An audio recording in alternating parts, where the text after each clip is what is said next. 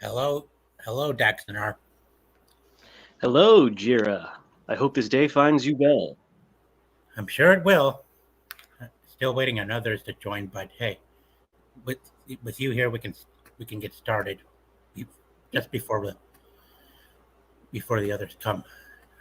I trust that you've done your homework on the Hulk real well. Sure, let's go with that.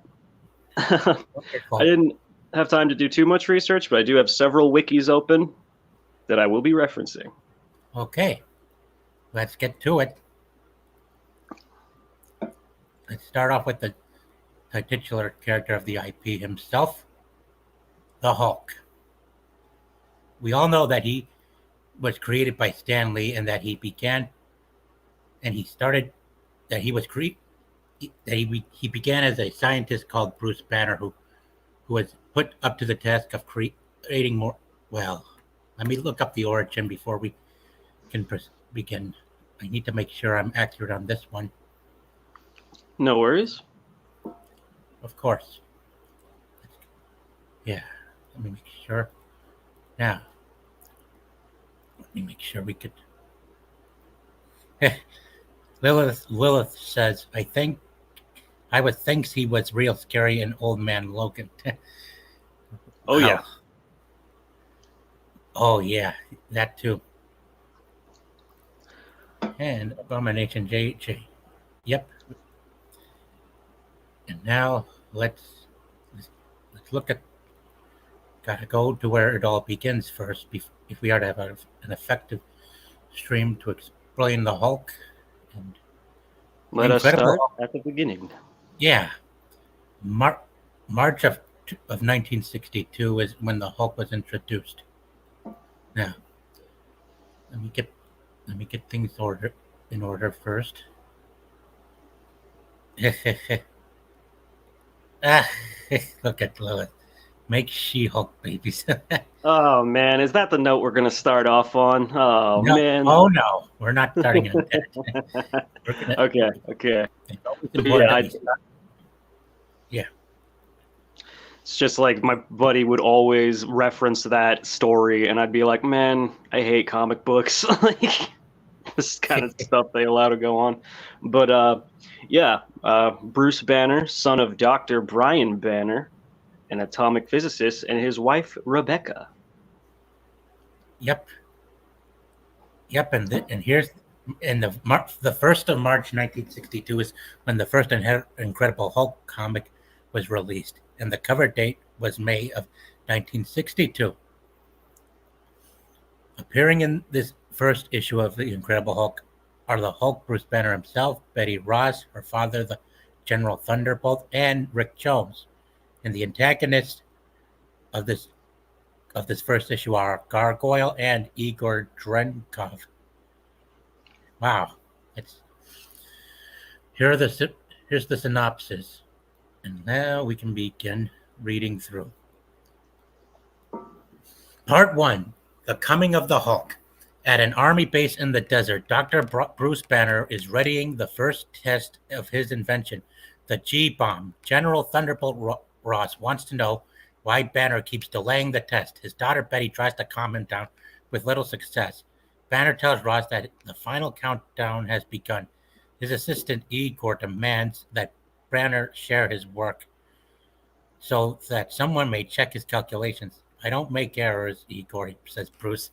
And when Igor threatens him, you know how I detest men who think with their fists. Banner takes a look at the bomb with binoculars. He notices a teenage boy in the car, tells Igor to halt the countdown, and hurries after the boy in a leap.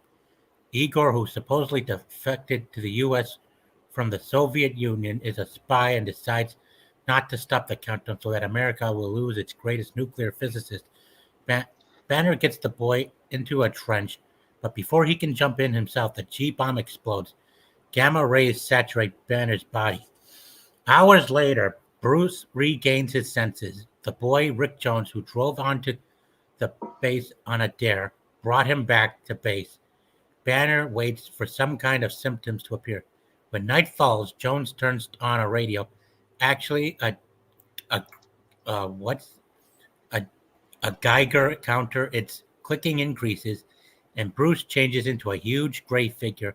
Get out of my way, insect, says the figure, shoving Jones aside, pushes through the wall, wrecks a jeep full of soldiers when it hits him, and wanders off to hide. Jones follows. Wow, that's part one. Huh. Yeah, and there's actually something I wanted to highlight before we move on, which is Mhm. before Bruce was actually brought on by Thunderbolt Ross. The reason Ross noticed him is because Bruce built a bomb in his school. Wow, Like, really? yeah, I'm reading it right here. Basically, we all know the Hulk comes from like a busted home. Like childhood trauma is very entrenched in the character because his father, Brian Banner, saw Bruce as like a mutant because he was an atomic physicist and he thought he had like infected Bruce in some fashion, and he was also jealous of his wife, his Rebecca's affection for Bruce. So he ended up abusing him physically for many years, and that basically coalesced into Bruce living with I think it was his aunt and uncle. And the Hulk started out as a figure in Bruce's head that he would talk to like an imaginary friend. And from that, essentially, Bruce would confide in the Hulk, like, all of his misgivings and everything, until eventually the Hulk was like, we should blow up a school. And Bruce was like, I don't know if I want to do that. And Oh my. eventually it got to the point where Hulk would take control of Bruce's body for hours at a time and supplanted the school with a bomb anyway. And Huh. when Bruce went there to disarm it, he did so successfully, but students, after like, sussing out what he did, beat him up and locked him in the boiler room. And afterwards, his aunt took him out of town to avoid jail time.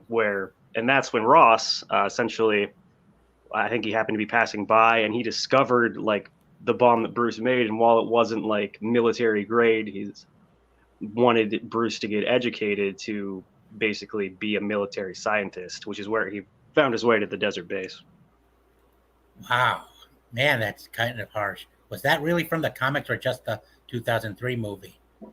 No, I think I'm on this. It's a 616 Bruce Banner, so the most Oh, classic one, I believe. So I don't know if that's verbatim for the comics, but it very much seems like, yeah, like Bruce's whole origin story is tied around being abused not only by family but by classmates and constituents. wow. Man, that's crazy. Yeah, Really crazy. I didn't know that either. Yeah. Now, part two, the Hulk strikes. The thing that was once Banner, with Jones trailing him, sneaks past the soldiers trying to find him and finds Banner's cabin. Inside, Igor is trying to find Banner's notes. He shoots at the Hulk without effect. The Hulk takes away the gun and crumbles it with one hand. He picks up Igor and slams him down on a lab bench. Jones notices a folder tapped to the bottom of a large beaker labeled Top Secret Report on Gamma Ray Bomb and takes it. The Hulk picks up a photo of Banner and says, I, I know that face, but it is weak, soft. I hate it. Take it away. Jones reminds him that he is Banner. The Hulk briefly remembers what happened, then says, I don't need you. I don't need anybody. With my strength, my power, the world is mine. As for you, you are the only one who knows who I really am. He advances on Jones. The sun comes up at the moment, and the Hulk changes back to Banner.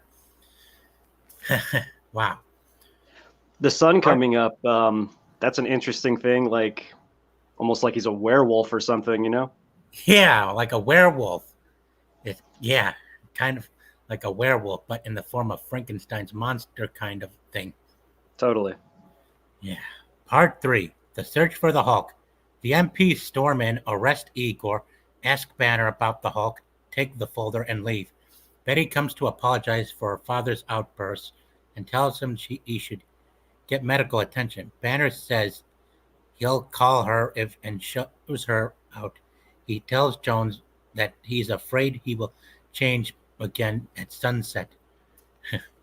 Change again at sunset. Wow. That how it really started with him before switching over to adrenaline? Yeah, I think so. I think like it was a nocturnal thing, like just like to tie back into the horror origins of it. Dr. Jekyll and Mr. Hyde too has to be brought up when talking about the Hulk, I think.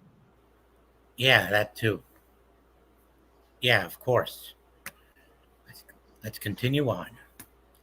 Let us. Enter the gargoyle. In his cell, Igor uses a transmitter overlay to his thumbnail. The message finds its way to the gargoyle, a deformed Soviet scientist and secret agent who travels by submarine and short-range missile to the desert. Banner and Jones take a jeep out into the desert before night falls. In case he changes again, he does change, and the Hulk wrecks the jeep. He recognizes the area near Ross's house and decides to visit Betty. At the same time, Betty decides to take a walk. She encounters the Hulk and faints in his arms. The gargoyle appears. Wow, that's. You keep when you say gargoyle, I can't help but think of the old Disney show. Oh, you mean the animated Hulk series from the 90s? Oh no, I mean gargoyles. Oh, like, that. Yeah, I like Goliath and shit. I just keep picturing Goliath and Hulk fighting now, but let me look up a picture of this guy. Yeah, that's what I wonder. Oh. Okay, let me make sure we're still on screen here. Part 5, The Hulk Triumphant. The gargoyle shoots the Hulk and Jones with drug-filled bullets, making them like robots. They follow him to a truck, whose driver also gets shot. Ross finds Betty, who was frightened by her encounter, but says, in spite of everything, there was something sad about him, almost as though he was seeking help. Ross says, if it takes an eternity, I'll find that monster. The gargoyle and his captives reach a sub on the coast and get into a jet. As they streak towards the USSR, the sun rises on the Hulk, who changes back to Banner upon landing. The gargoyle is astounded to find a man instead of a monster. He begins to cry, but he wants to be normal too. Banner treats him with radiation, which makes him look normal, but takes away his super intelligence. The man who was once the gargoyle realizes how the state has used him. So he puts Banner and Jones on a jet and blows up his base along with himself. Wow. Man, that's got to be quite a sad story for that gargoyle. Motherfucker blew himself up. Saying. Yeah, he sure blew himself up all right. Wow. Just imagine. I guess his real name is Yuri Topolov.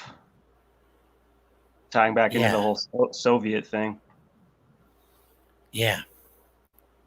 Yeah. Since he is Russian after all. Yeah. One other thing that I'm seeing here is that I didn't know. Apparently, Bruce accidentally killed his own father by pushing him against his mother's gravestone. Who, I forgot to mention this before, but yeah, Brian strangled Rebecca to death. Wow. Yeah, that was sick. Terrible. I mean, anyway. I wouldn't let my pop back into my life if that happened to me, but neither would I. Bruce is a bigger man than I guess. Yep, and you gotta admire the physicality too. Mm-hmm. Yeah. Hang on. Sometimes the StreamYard has an effect on the tabs. It kind of freezes it for a moment there, but let's get on to the next one. Oh yeah. Yep. Next up is one of the Hulk's most formidable foes, like the one you saw in the movie, Abomination. Oh yeah, AJ, shout out. Yep, Abomination. Real name Emil Blonsky. In fact, we ought to. Yeah, he in the comics was a scientist who made himself a being just as monstrous and muscular as the Hulk. And this is what he started out looking like. Look at him. Yeah, yeah, yep, yeah. That's what he looked like on his first appearance. And boy, Yeah, I'm glad. he's been he's been quite a relentless foe in the two foe in the comics, the Hulk, and he was quite a real badass in the 2008 film. I mean, you've got to really hand it to Universal for the hard work they've put into with Abomination. I mean, he may not look like that from the comics in the 2008 film, but wow, man, is he quite the beast. Jackson era, really a real genuine beast. Yeah, I'd say so. Emil Blonsky, apparently he's Yugoslavian. Ah, Yugoslav in the comics, huh? Yeah. He was originally a KGB agent. From Yugoslavia. Huh, Mm-hmm. better. Wow, I better check Bruce that just out. keeps Bruce just keeps ending up fighting Russians, I guess. Yeah, Probably just a sign of the times of the tension between the nations back in that era where Bruce originally was written. yeah, better check this out too. Yeah, let me just get the, let me just get, let me just get this next screen up, and so we can study Blonsky. Yeah, So we may understand the abomination. yep, yeah, yeah. Looks like you were right. He was from Yugoslavia. His birthplace was Croatia. Emil Blonsky was a communist Croatian Yugoslavian spy who who infiltrated the U.S. Air Force Base in New Mexico that was commanded by General Thunderbolt Ross, where Dr. Bruce Banner, the nuclear physicist who became the Hulk, conducted many of his experiments with gamma radiation. Blonsky made 3 attempts to sabotage missiles at the base that were vital in defense of the U.S. Although each attempt was narrowly thwarted, the Air Force still did not know who the saboteur was until Blonsky's transformation.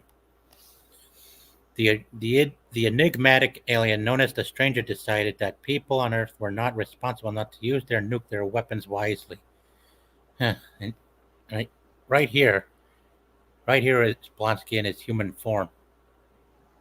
From Tales of Astonish, Volume 190 or something. Issue 90. Yeah, it looks like they skipped that whole thing for the 2008 film because Blonsky was just like an American, as far as I knew, just a military dude. Yeah, he was he was Croatian after all from the comics, but in the movie he was Russian. Yeah. Yeah, maybe I just never placed his accent. Yeah. Yeah. Anyway, let's see. All right. The Stranger put the Hulk under his control and intended to use him to destroy humanity. However, the Stranger's control did not extend to Bruce's persona. When the Hulk next changed back into Banner, the scientist decided to commit suicide in order to save the world from a Stranger-controlled Hulk. Banner made his way into the laboratory Air Force Base and prepared to activate a machine that would bombard him with enough gamma radiation to kill him. Unbeknownst to Banner, Blonsky was hiding in the laboratory where he had been photographing Banner's gamma radiation equipment. Security officers burst in and carried Banner off. Unaware of the nature of the machine that Banner was about to use on himself, Blonsky stood in front of the machine and activated. It bombarded him with more concentrated and intense dosage of gamma radiation than Banner himself had ever received from the nuclear explosion that had first turned him into the Hulk. Like Banner, Blonsky had some unknown genetic factor in his body that saved him from being killed by such a great dose of gamma radiation. Instead, the radiation had an immediate mutagenic effect upon Blonsky, transforming him into a green-skinned Hulk-like monster whom General Ross's daughter dubbed the Abomination. Yep. The daughter was freaking out, gave him like, you abomination, and he just ran with it like, oh, that sounds pretty good.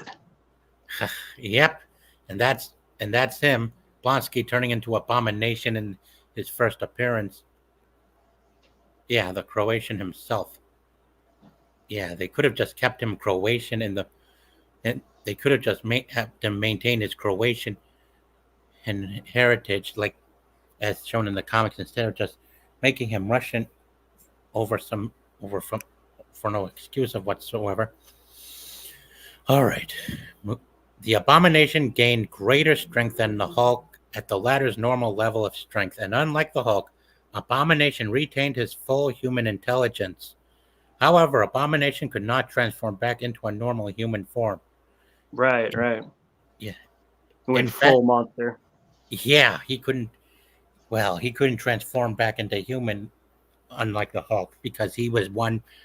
Because he was actually just one specific being, and the Hulk is actually two separate beings. Yeah, exactly. He didn't have Bruce's split personality to balance on, so he just willingly gave up all his humanity for power. Whereas, it's a push and pull with Bruce. Abomination's just about that thug life. Oh yes. Infatuated by his newfound power, the Abomination beat the Hulk nearly to death and kidnapped Betty Ross. General Ross was so fearful of his daughter's safety that he ordered that the Hulk be revived in order to pursue the Abomination. When Banner's confident Rick Jones pleaded with the Hulk for help, the Hulk broke free from the stranger's mental control and reverted once more to Banner. Acting with General Ross's cooperation, Banner activated a powerful gamma radiation generating device he had invented directly upon the Abomination, thereby causing the Abomination's strength to diminish rapidly. However, Banner grew excited that he became the Hulk and smashed the weapon's controls, causing it to shut down before the Abomination's strength can be reduced below superhuman levels. Abomination's strength was left at levels he had possessed since, which was greater than the normally possessed by the Hulk, but which the Hulk exceeded upon becoming significantly enraged. The angry Hulk attacked and defeated Abomination. The stranger, watching from afar, was so impressed by the heroism of Banner Hulk that he decided that there might indeed be hope for humanity. The stranger teleported the Abomination to his base on another planet, intending to use him as an agent for future endeavors. And that was the first appearance of the Abomination, and we know he comes back to fight the Hulk once again in the future of Marvel Comics, as we all know. Yeah, no one's ever really gone. Right on, Daxon there. Yeah.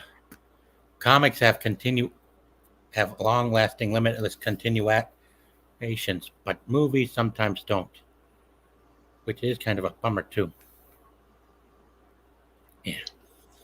I never the first Hulk movie, the Ang Lee one, like even as like a 13-year-old, I wasn't really down with that. I just thought it was so ambling and kind of aimless, 2008, I think, was a lot better.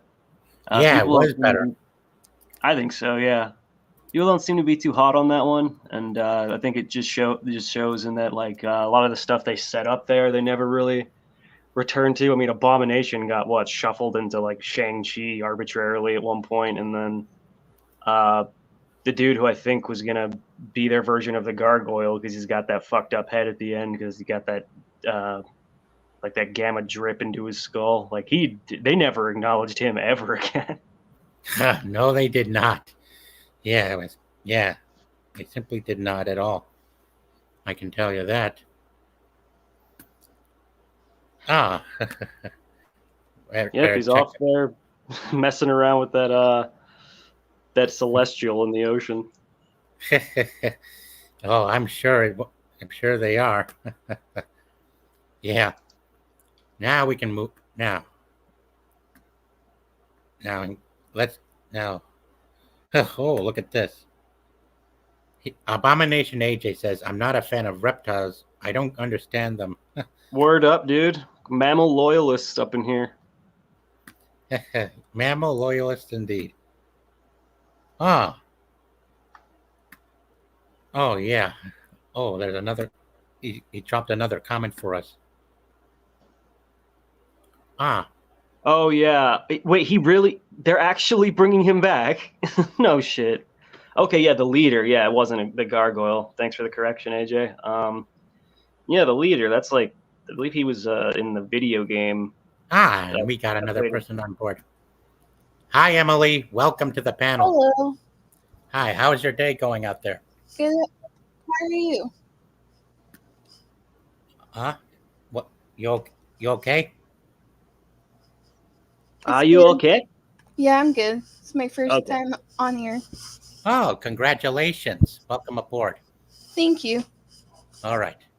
We're about to check. We're about to look at She-Hulk now, but we're gonna go and do and study the character at the comic level of how she came into factor of Marvel Comics, and and not go immediately jumping ahead to the television series, because I like to start with studying the character origin.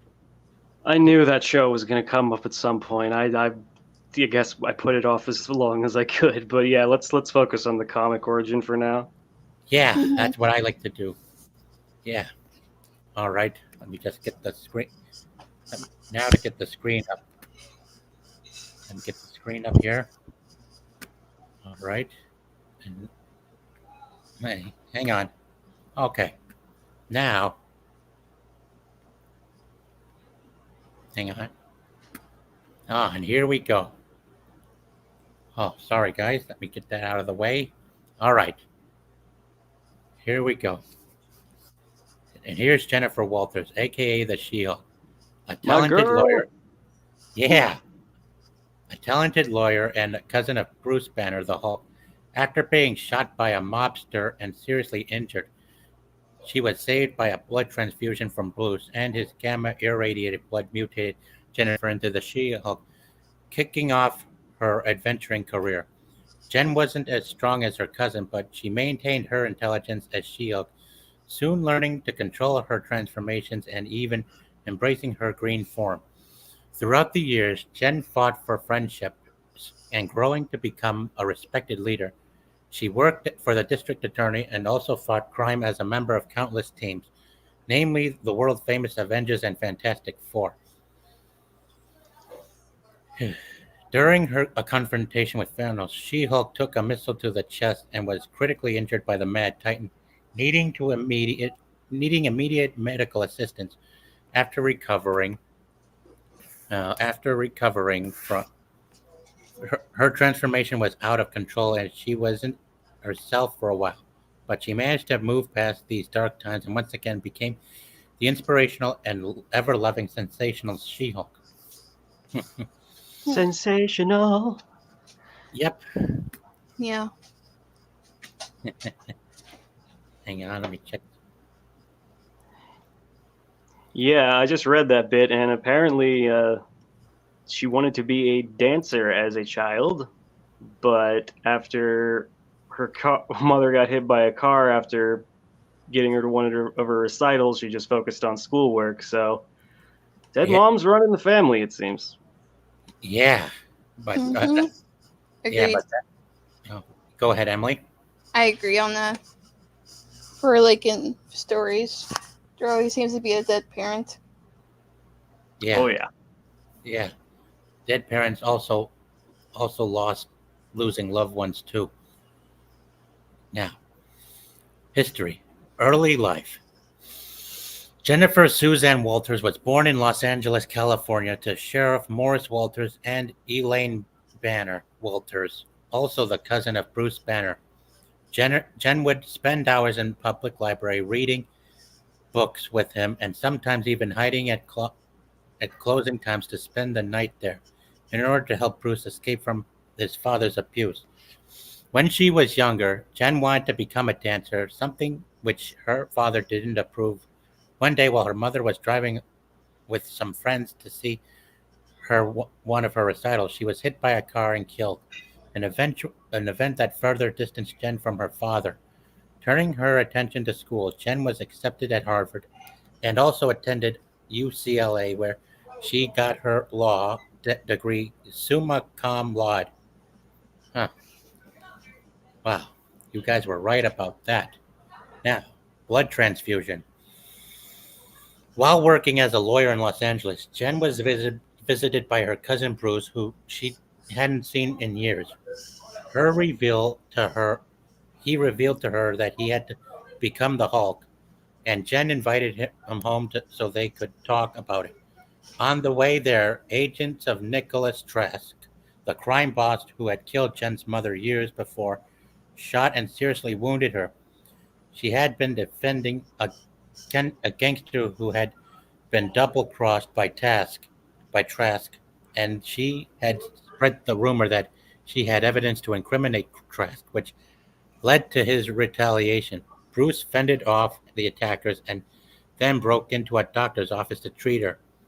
Realizing Jennifer was going to die, Bruce gave her a transfusion of his own blood as there were no other supplies available. Jen died, but thanks to the transfusion, she was thrown into a below place where she was able to enter a metaphysical green door and come back to life. After she stabilized, he had her admitted to a local hospital. However, this came to attention of the police. Oh, what's going on? What's going on? Seems to be some background noise with Emily, but Oh, sorry about that. No oh, problem. you're good. You're No good. problem.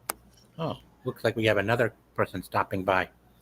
Have you guys seen anything from Scott?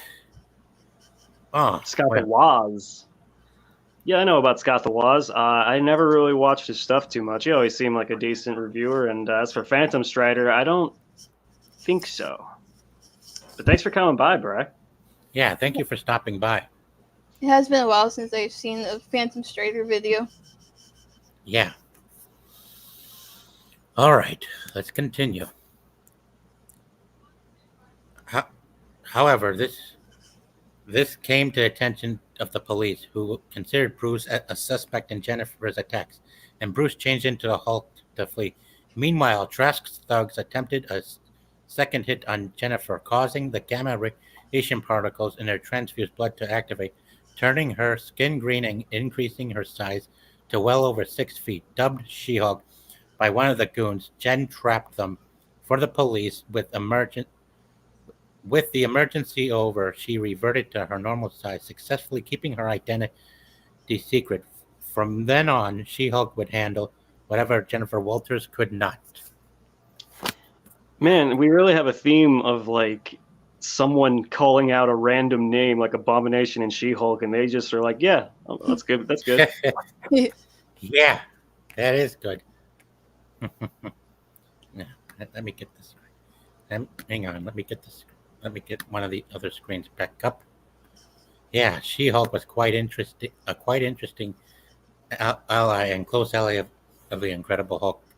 Too, once she came along. Wow. Yeah, the thing that always struck me about Jen is like, I mean, a lot of people, especially these days, are tired of like female switch-ins that are just the male character one-to-one. But Jen was never like that. She always had her own thing going on. She has Agreed. like the lawyer aspect of her, as well as just finding balance within like embracing She-Hulk. Whereas for Bruce, obviously, it was much different, very much a burden and a curse on his life. Uh-huh. Yep. And just when we were hoping to get this kind of She-Hulk, it's a shame we did not in the MCU after the shift started to undergo its course since 2015 and the 2010s. And instead, we all know what we got out of the show when Yes, we do. Yeah, Kevin Mhm. Feige obviously could not handle waiting until episode 9 for Jen to become the She-Hulk. And so this is what we get when you don't have patience and you bother to rush things done and out of the way ahead of the you know of the streaming release dates. You obviously don't get your perfect quality of VFX and CGI. I mean, if you all seen how the VFX for She-Hulk turned out, I mean, kind of looks unrealistic compared to Hulk and Abomination from the first movie. Oh yeah, it's night and day. Uh-huh. Night and But, day. but hey, man, I would have taken goompy looking She-Hulk all day if the writing was at least there. But I remember like looking at the casting for the show, and it's Tanya Maslany, and being like, okay, this might be a good fit. And like my buddy and RJ was like waiting for the Moon Knight show, so that was like both our things that we were kind of like those are like two of our favorite characters. So when the shows came along, it's like this is great. And then I saw the first episode, and it wasn't a good time. And obviously the memes are plentiful, and everyone knows like what this show is, and it's just sad because Yeah. now this is going to be a blight or a blip or a scab on the character that hopefully she'll outgrow in the coming years. But fucking hell. Yeah. I mean, Agreed. yeah. I mean, look at this. I mean, such incomplete VFX and CGI. I mean, Even they the outfit's horrible. yeah. I mean, It's not great. nope. It's not movie quality great. It's mostly TV quality level, as we've seen. Why didn't they just hire a muscle chick and paint her green? They could have done it like Lou Ferrigno. It could have been an actual like court drama instead of a like Tinder quest. Like what the fuck Yeah. even? Yeah. Yeah. I hear you there, Daxon there, and well, Lilith asked us a question. No one answered me stills. Which your favorite comic, if only DC or Marvel? Well, that's kind of a hard question for me to ask since there are various comic storylines I like, depending on their potential of what's included. Any of you two have a favorite comic from either brand?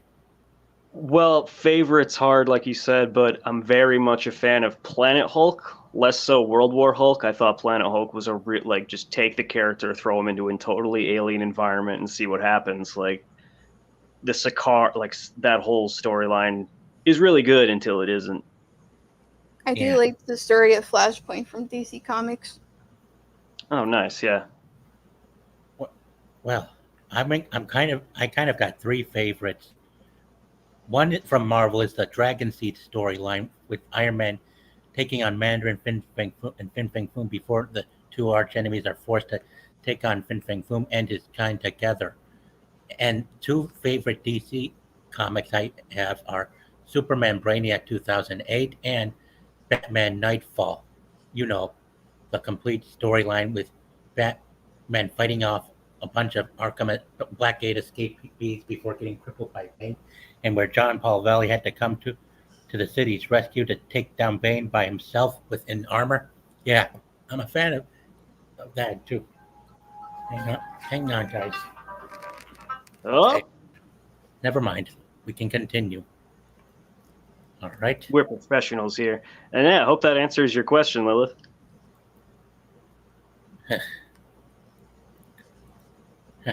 Dem's nerd cred drops. Hey now. Oh my goodness. My nerd cred is intact, thank you. Yeah, mine is too. Gosh, so fun having more people join too, and new one. And And I'm glad Emily came too. And Thank you. welcome. Now, next up is I'm gonna bring up the Red Hulk since he's also on the radar. Who who we all know is General Ross. Having spent too long relying on being just plain general and decided to become just like the Hulk, just to bring down the Hulk. Yep, Red Hulk. And if you guys read the comics or even seen some of the shows, he doesn't just inject himself with the Hulk's blood to become Red Hulk.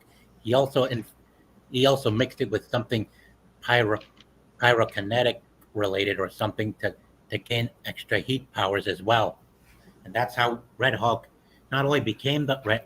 That's how Ross not only became Red Hulk, but gained also flame and rage powers too. Yeah, I mean this Hmm. guy.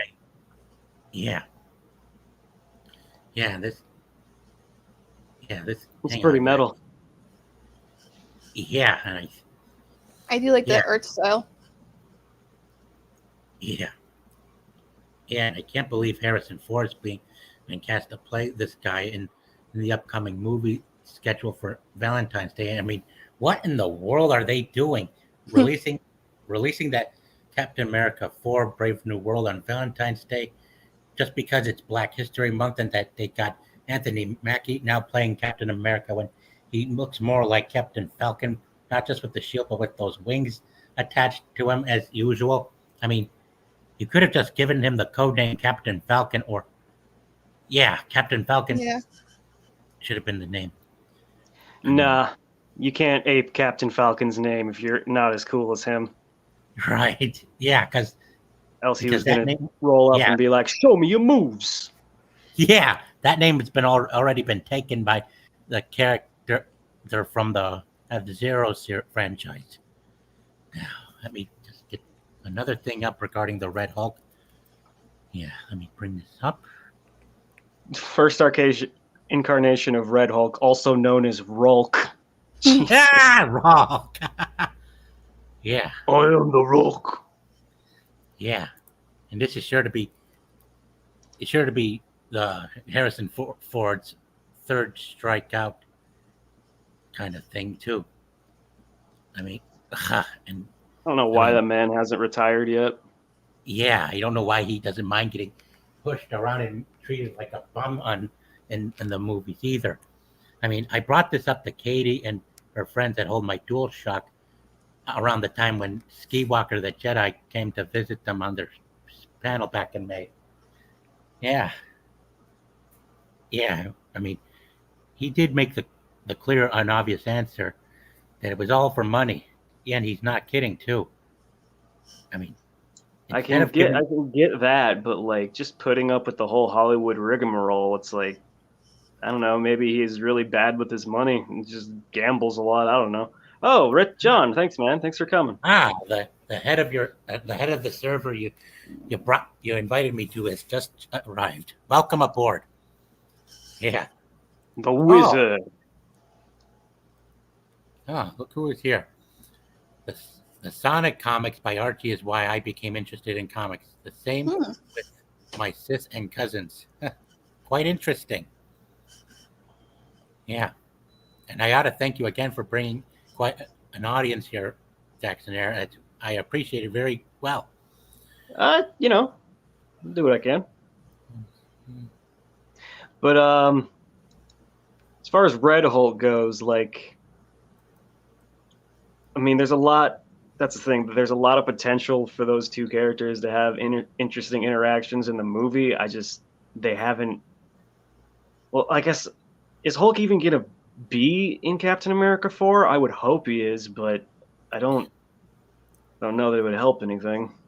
Yeah, and what also surprises me is how fast that the studios got the trailer out just weeks after filming it in June that they suddenly start releasing that first trailer in July, just a few weeks on the Thursday, a day before the shooting in Pennsylvania occurred. And God, I was even more rattled when, well, I do gotta be honest, and I gotta with you guys. I kind of felt even more rattled when Leon brought my friends onto his panel. I kind of been left wondering why over the past couple of months, them and not two other guys that have been close with him and Sky. Yeah. You mean Neon Leon or Countercast? Well, a different Leon. Oh, my bad. Yeah. Sorry. Well, a co-host. He's also a co-host on Hold My DualShocks panel time to time. Yeah. And I hope Katie, Andy, and Peter do forgive me to saying this, but he kind of scared me when he brought them onto his panel because I worried that they wouldn't. That he, you know, I worried that he was putting them in danger because 9 days. Well, 8 days. Danger, high voltage. No, that well, that he would have risked, he would have risked getting them kicked off YouTube. And God, I hope, and hang up, and God, What makes you say that? I mean, they were having StreamYard troubles on the Sunday, the 21st, when Katie and Peter had a YouTuber named Retro Nerd Girl to discuss House of the Dragon season 2. They were kind of having problems with their screen and stuff. Andy, and the next day when they just started the stream, Andy had to cancel because they were having difficulties with StreamYard. And he said that the enemy that's been responsible for ruining our things in Hollywood was trying to take them offline. Yeah, and I hope they forgive me for bringing this up. I don't mean any harm. I'm still trying to understand things too. Yeah. Don't worry about it. Yeah, I hope so. I don't know if YouTube's out to nuke anyone like that. At least I hope not, but who knows? Yeah, hang on. Yeah, Funko Pops. So lame. Just filling up them landfills.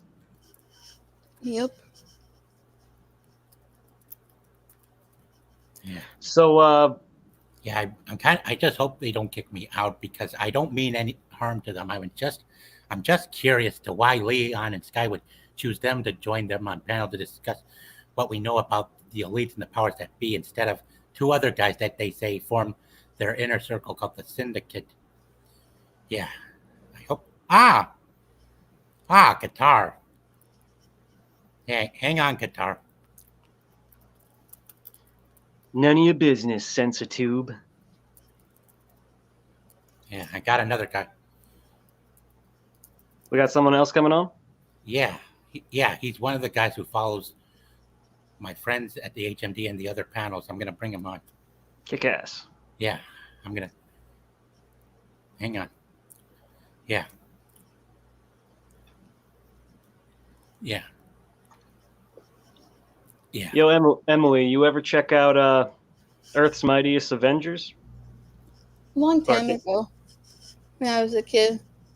Yeah, Earth's Mightiest Heroes. I was a big fan of that animated show. It was what I based one of my recent avatars off of. Just before the last 3 months ago, when I felt like I needed a wake up call and a change in my channel and stuff. I do love the portrayal of Red Hulk in that show. Yeah. Yeah, he was quite cool and cunning. He was very cunning in the animated show where he thought he could get away with framing the Hulk and making him look bad, but at the end they got the real Captain America and Wasp were able to prove him innocent, and they were able to take him down. And here's Harrison Ford. Yeah. Here's Harrison Ford. And there's his Red Hulk he's going to be doing in the movie coming up. Yeah. Mm-hmm. I really enjoyed Hulk and Janet's relationship in Earth's Mightiest. Just Hulk always seems to have that one character that like kind of grounds him and like reminds him what he's fighting for, you know? Yeah. Yeah. Hang on.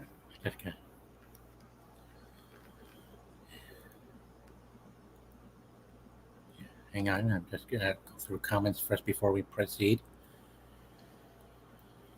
Okay. Yeah. Yeah, I kind of worry about what I say and what I type, guys, because I kind of leaves me worried and paranoid. It Yeah. was just my paranoia Yep. running away with me, yeah. Uh-huh. Yeah, don't sweat it, man. Is there any comic storylines you want to tackle next? I got the Oh, World War Hulk wiki pulled up here. all right. Okay, then. Let's see it. All right. Okay, then we'll take it. Sure. Sure, I suppose we can check that out. Hang on. Hang on, I'm just... World War Hulk. Okay. Let's bring that up.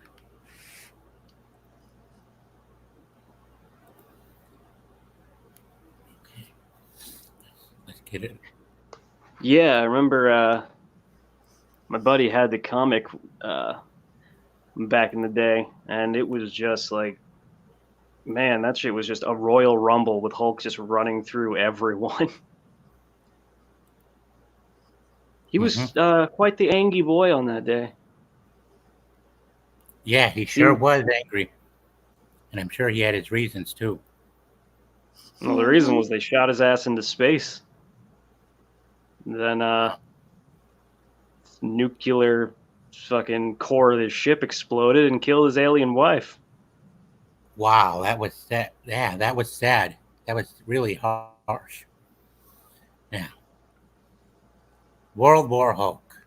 Other names: Hulk's War, Hulk World War, World War Hog, World War Hog. Wow. Let's see. All right. Synopsis. World War Hulk was an event in which the Hulk was banished from Earth by the Illuminati. At the end of Planet Hulk, in Incredible Hulk Volume 2, comics 104 to 105, Hulk returned to Earth seeking revenge against the Illuminati. Okay. Okay. The Illuminati. Yep.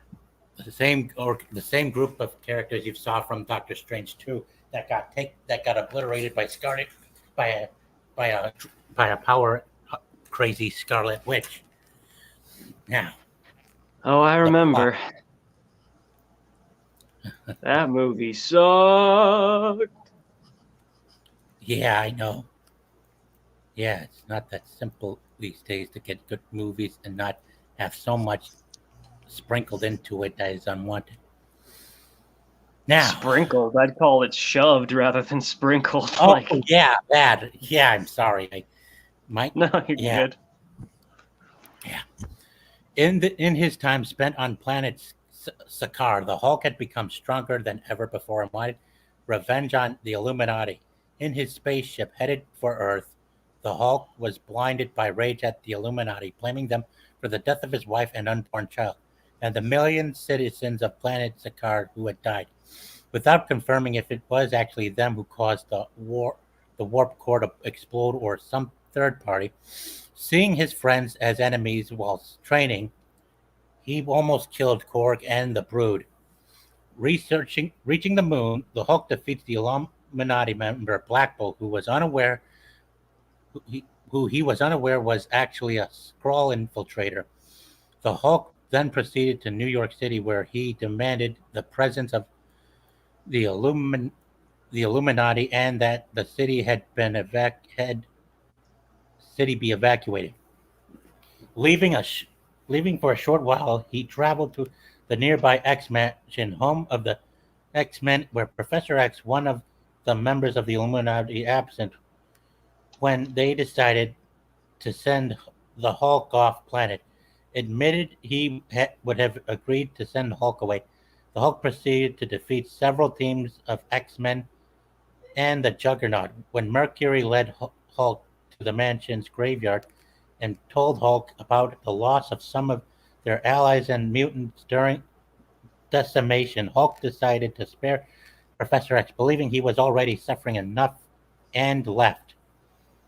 The Hulk returned to Manhattan to complete his ultimatum.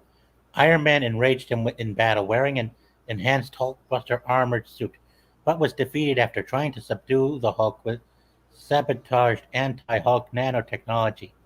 Avengers Tower was destroyed in the ensuing battle. After this, the Hulk fought Ghost Rider.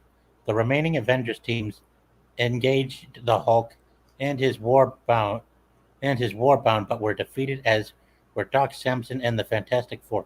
Reed Richards' plan to simulate the Sentry presence in order to calm the Hulk also failed. Susan Storm attempted to call the real Sentry to have him intervene. The Hulk crushed the hands of Doctor Strange, preventing the sorcerer from employing mystic spells. After the Hulk was close to becoming allies with the Renegades, Amadeus Cho, Hercules, Namora, and Angel, General Thunderbolt Ross called in the U.S. Army. The Hulk defeated them, and with the war bound, he transformed Madison Square Garden into a gladiatorial arena. At Doctor Strange's, yeah, I know. It's just like so funny just how petty that fucking revenge is. It's like, I'm gonna come back, become a fucking like Roman emperor, and make you fight for my amusement. Yeah. Oh, I love it. Mm-hmm. Yeah. I mean, Hulk running through Juggernaut, though, that's kind of like, I guess they could. I mean, Juggernaut's supposed to be literally immovable, so there's that, but seems like he kind of gets jobbed when they need him to be. Oh, is my audio messing up? no, I think Qatar is trying to do something to adjust his audio. Yeah. Okay, because if I do get all washed out, do tell me. That happens from time to time. Yeah. Okay. At Doctor Strange's Sanctum Sanctorium, Warbound members Hero-M and LOA defeated Iron Fist, Ronan, and Echo. Doctor Strange, mystically invoking a powerful old enemy, Zom, restored himself, his shattered hands replaced by spike maces, and defeated Hero-M in the gladiator arena. Doctor Strange threw Hero-M's body in front of the Hulk and attacked him. Barely able to hold back the influence of Strange punched the Hulk out of the arena into the midst of a group of bystanders. Strange then knocked the Hulk into a building, which caused it to collapse on him and even more overlookers. Strange, aware that he could have hurt someone, flew down to find that the Hulk protected the people. Strange, now doubting his ability to control his powers, was beaten by Hulk and imprisoned.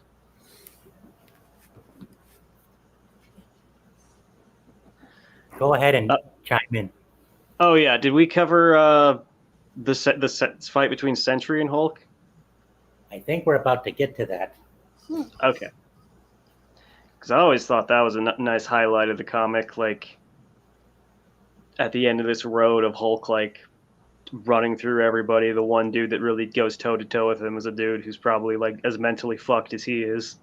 Sentry being this like schizophrenic ass, like schizophrenic ass indeed. Yeah. And I think one of his lines when he's squaring up, he's like, "I always liked you, Bruce, because you're the only one I can hit like this," and then he just like punches him through like 3 mountains. Yeah. Yeah. Sentry is like the Marvel version of Superman, who I recall is also set to appear in the Thunderbolts next year too. Oh, they're gonna throw a Sentry in there? Yep. Yeah, didn't you see the rumors and the news online recently? No, I had no idea. I mean, they're gonna fuck it up because of course they are, but like, I guess someone's gonna be hype about it. Yeah, some people are, but to us it's kind of more of a meh. I need to get some water. Yeah, stay hydrated, man. All right. Okay. All right. At the arena, Hulk has a lion fed to an alien. Wow. Wow, that's sick. That is sick. Hulk then placed Black Bolt, Iron Man, Mr. Fantastic, and Doctor Strange, all outfitted with obedience discs, up against a devil corker from Sakaar. The four defeated the monster using teamwork, but the Hulk turned the tables on them and set them against each other in a series of gladiator matches, the first fighters being Mr. Fantastic and Iron Man.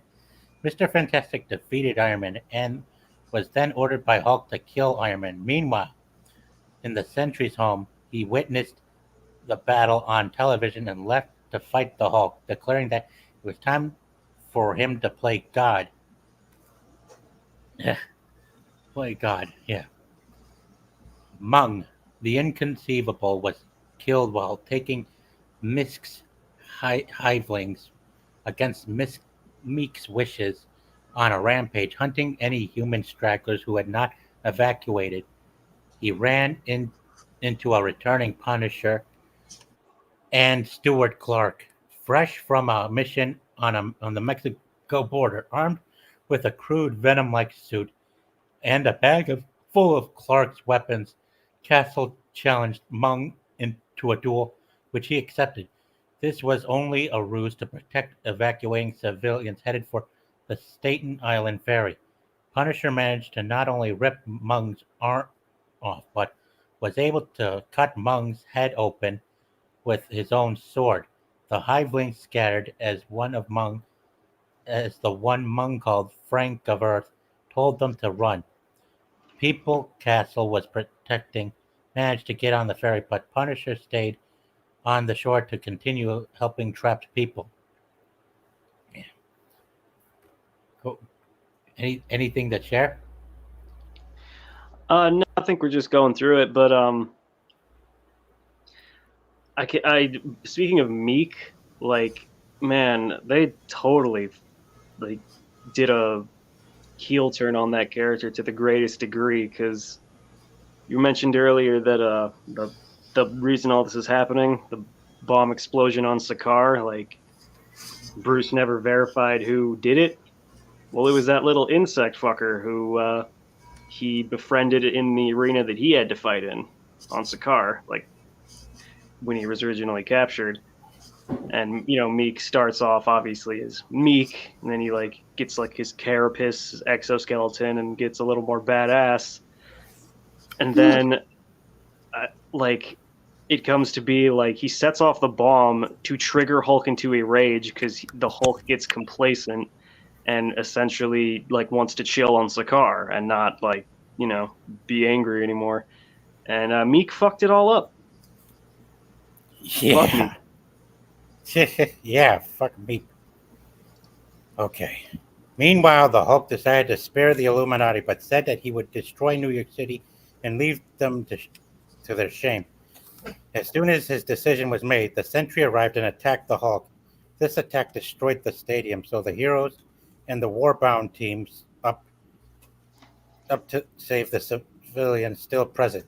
The Sentry unleashed his full power against the Hulk, but so much energy was used in battle that the two reverted to their human forms.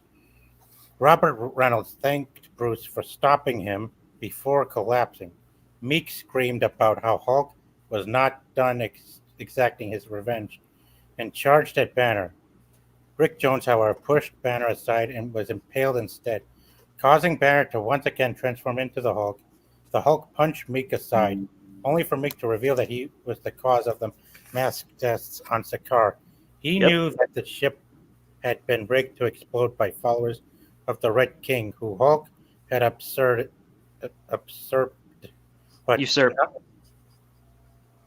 usurped, but did nothing to stop it.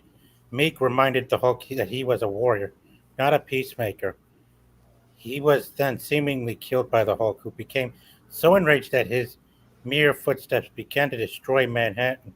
Tony Stark then used a satellite mounted beam to that nullified gamma radiation to defeat him. It was later revealed that the Hulk was then kept in in an underground base. Meanwhile, on Sakaar, a long-haired figure rose from the planet's surface. This was Scar, son of the Hulk, who had survived his mother's death. Wow. Yep. Oh yeah, Scar or Scar. Yeah. I think Bill Pullman's son is going to be playing as Sentry in Thunderbolts. Bill Pullman's kid, huh? Yep. Played as Bob from Top Gun Maverick. Hi there. Welcome aboard. Hello, what up, my niggers? No. Not too much, man. Talking some Hulk. Yep. And speaking of which, Oh, he's gonna drop the hard R and then just leave? God damn. oh, That's a class act right there. hi, Cyfax. Welcome, Cyfax. Welcome, Cyfax. Wow. Getting plenty of visitors tonight. Hello, Cyfax. All right.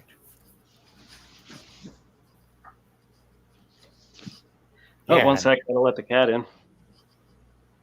Okay. Meantime, I'm going to bring up our next subject.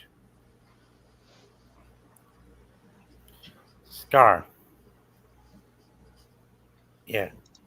The fist of the father. And the Hulk's son from the planet Sakaar. Scar himself.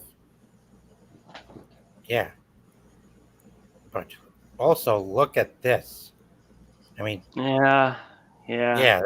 that definitely does not look much like Scar as you see on the left. I mean, The animated version of him in one of the Hulk shows looks more like him. oh, it definitely does. Hulk Agents of Smash. Yeah, this one right here on the right definitely looks more like the version from the comics. Emily. Yeah, nothing much like the MCU looks nothing much like either of them at all. Yeah. Yeah, no, I'm sure that was intentional. It's like, who else can we piss off in this fan base? Yeah. The studios already did just that. I can tell you that. Just had to throw that in there for the extra twist of the knife. Yeah. Yeah. Just checking Discord real quick before we can continue. You guys, just give me a second. And now let's move. And speaking of Hulk, there's another one who had been introduced since the very beginning of the Incredible Hulk comics, but in human form. You know, A-Bomb, aka Rick Jones. You know. Oh yeah, that annoying blue fucker from that one cartoon. Oh yeah. Yeah. Wasn't he voiced by Seth Green? Yeah. Yeah. Good old Seth Green. Yeah. Yep. And yes, Little Miss Anonymous, Hulk definitely reproduced at least one time. Yeah, Rick Jones. Whoa. I feel like an echo there. Wow. Oh, Yeah, that boy. might be me. Hang on. Oh. Is the echo down? Is the echo gone? Echo. Still bad, or I don't hear anything. So we're good. Mm-hmm. bully? Yeah. Here's Rick Jones. Yeah.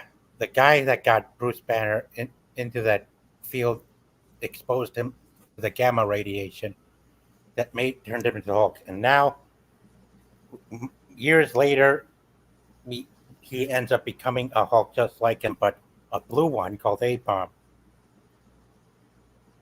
Hang on. And tell me, How would you rate A-Bomb from the comics compared to that from the animated show? Higher. I mean, I don't really know too much about A-Bomb, but that whole show, like Agents of Smash or what have you. Yeah, I just couldn't get into it. Hmm.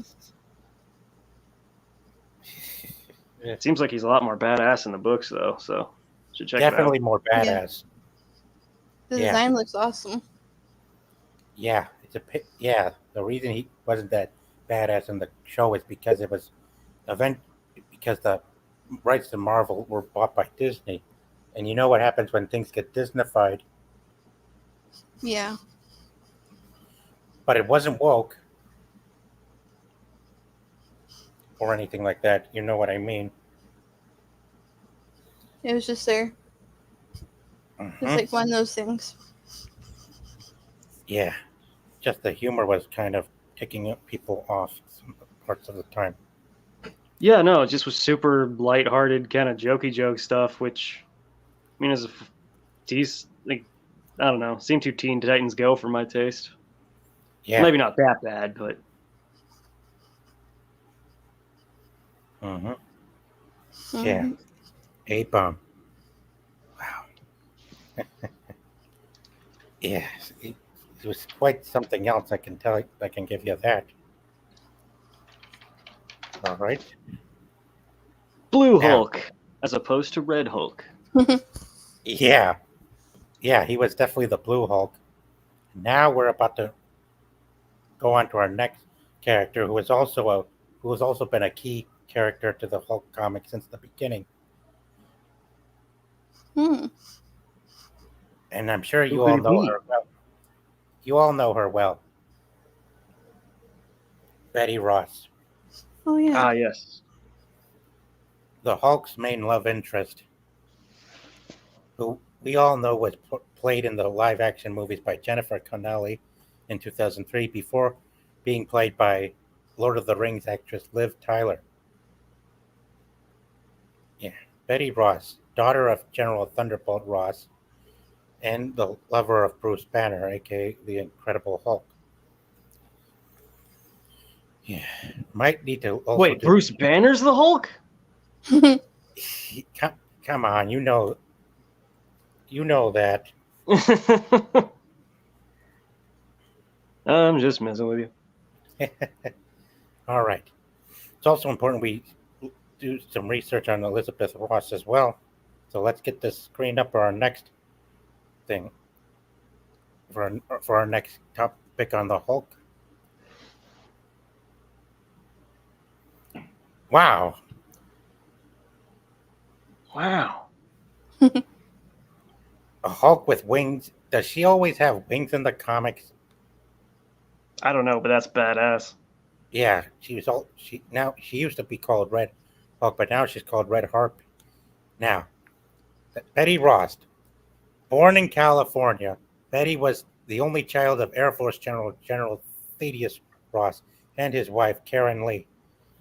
Karen Lee died when Betty was a teenager, and Ross shut Betty out of his life, claiming that a military base was no place for a young woman.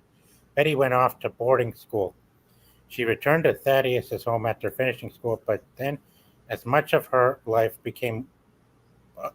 she was dominated by Thaddeus. By now, Thaddeus was in charge of the top secret Gamma bomb project at the desert base in New Mexico. Betty greeted the bomb's creator, Dr. Robert Bruce Banner, when he arrived at the base. A strong attraction grew between Bruce and Betty. However, Thaddeus held resentment for the quiet, slender nuclear physicist, thinking him a physical and emotional weakling. Thaddeus' dislike of Bruce intensified when he realized that Betty was falling in love with him. Ex- wow. Expo- wow. Exposure to intense gamma radiation caused Bruce to transform repeatedly from then on into the monstrous Hulk. When Ross began to realize that his daughter was falling in love with Bruce Banner, he tried to dissuade her from following those feelings, not liking the secrets that Banner obviously was keeping.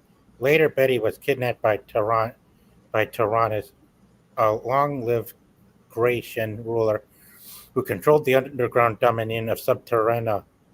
Tyrannus ordered Ross to not impede his coming invasion of the surface world in order to ensure the safety of his daughter. Ross complied, but Betty was eventually rescued by the Hulk. Although Banner managed at first to keep his identity secret in his activities as the Hulk, led circumstances that caused Thaddeus and his chief, Major Glenn Tablet, to suspect Bruce of being a traitor. Glenn fell in love with Betty himself. However, Betty remained devoted to Bruce through all of his troubles, even when it became known that Bruce was the Hulk. At Man, that's like that's some fucking loyalty right there. Yeah. At one point, Bruce's condition changed so that he can control his changes into Hulk and could maintain his normal personality and intelligence when he was in Hulk's form. Reluctantly, Thaddeus consented to the wedding of Banner and his daughter, which was held at the house where she had been born. However, during the ceremony, just before Bruce and Betty could be pronounced husband and wife, the Hulk's archenemy, the leader, seeking vengeance, fired radiation that turned Bruce to his previous condition, the Savage Hulk. Hulk tore the house apart and hopes for a wedding were no more. Wow. Oh, Bruce just can't get hitched, I guess. Okay.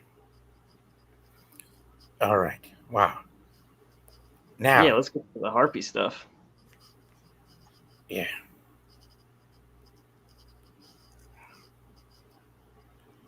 Yeah.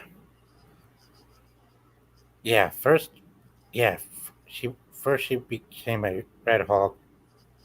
First, she was brought back as a Red Hulk, but now Betty goes to being called Red Harpy.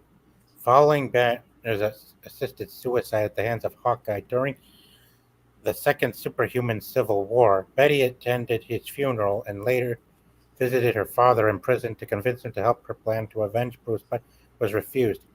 She resigned any plans once she listened to a pre-recording message left by Bruce for her and his friends. Not long afterwards, Bruce returned to life, since she hadn't contracted any of his allies since then due to emotional turmoil. Betty was conflicted whether to believe or not the rumors of the return of the Hulk. Bruce eventually made contact with Betty and met up with her at her house. They were watched by Shadow-based agent Bushwhacker, who shot at Betty in an attempt to take out Bruce. Due to the newly discovered immortality of gamma mutates, Betty was quickly returned to life, mutated into a new red form of her Harpy identity, which manifested as her buried spite and resentment for the world and for Bruce. The Harpy fled from the scene while Hulk was fighting Bushwhacker and resurfaced days later I when... just can't get over that name, man. Bushwhacker is too good. Yeah. Yeah, I hear you there. Yeah. Check out the bottom right. Hulk getting some Harpy lip. Yeah. Hmm. All right. Just getting right in there. Yeah. Days later, when reporter Jackie McGee investigated Betty's house as the Harpy, Betty tracked down the Hulk and took McGee to a motel in Reno, Nevada, where he was being attacked by a mutated Rick Jones who was being controlled by Shadowbase.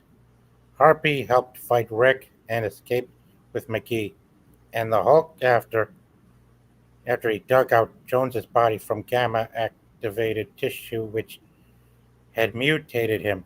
During this time, Harpy was cooperative with the Hulk, but remained scornful of Bruce, refusing to change back to her human form in his presence. Wow. Hulk and his allies retaliated against Shadowbase and raided their base, resulting in the Hulk seizing control of their operations from their leader, General Fortane.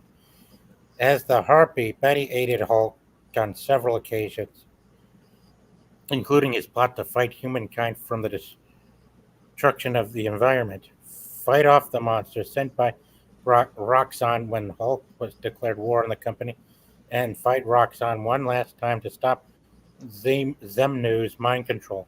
Eventually, Betty grew tired of living in the cramped shadow-based psyche and left against Bruce's wishes.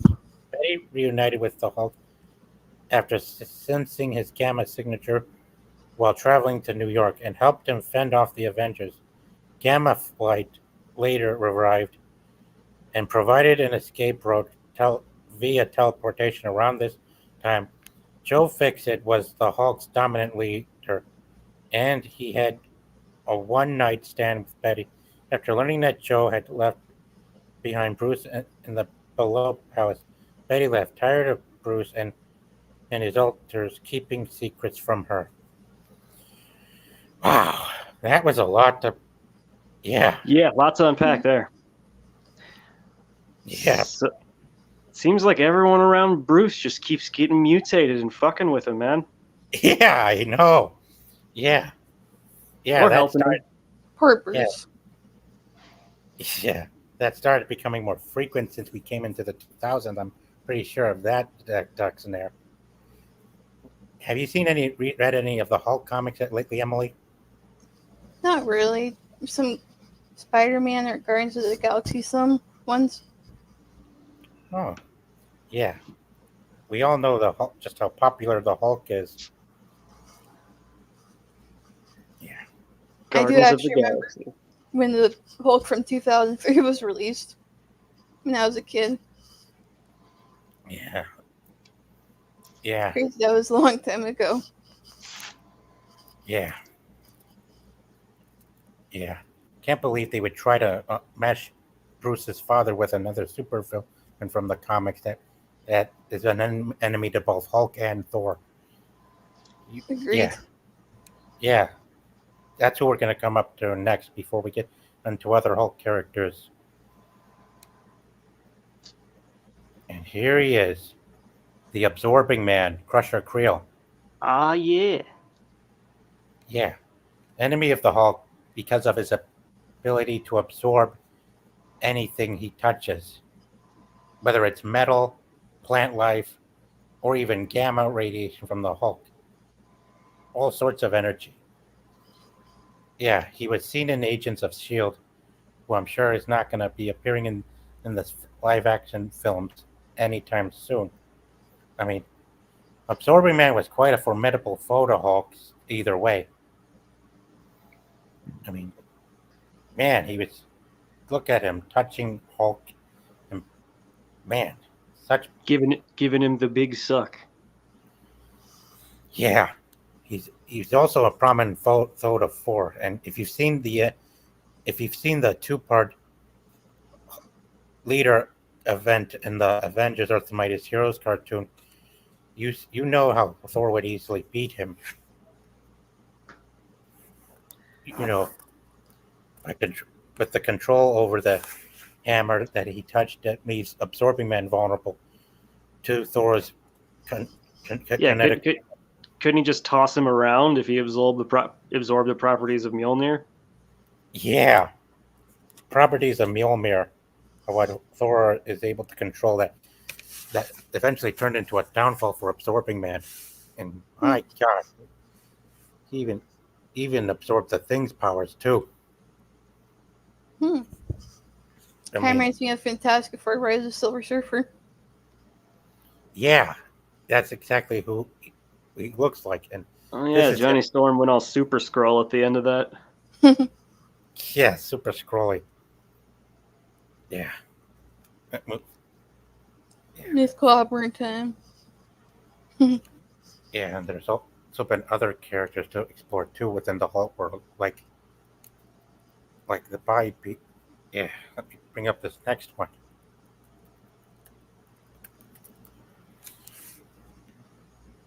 Hang on, let me bring this up for a minute.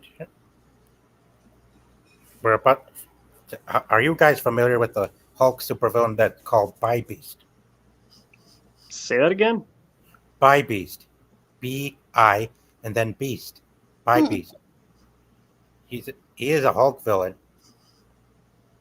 Maybe. And apparently he's bisexual.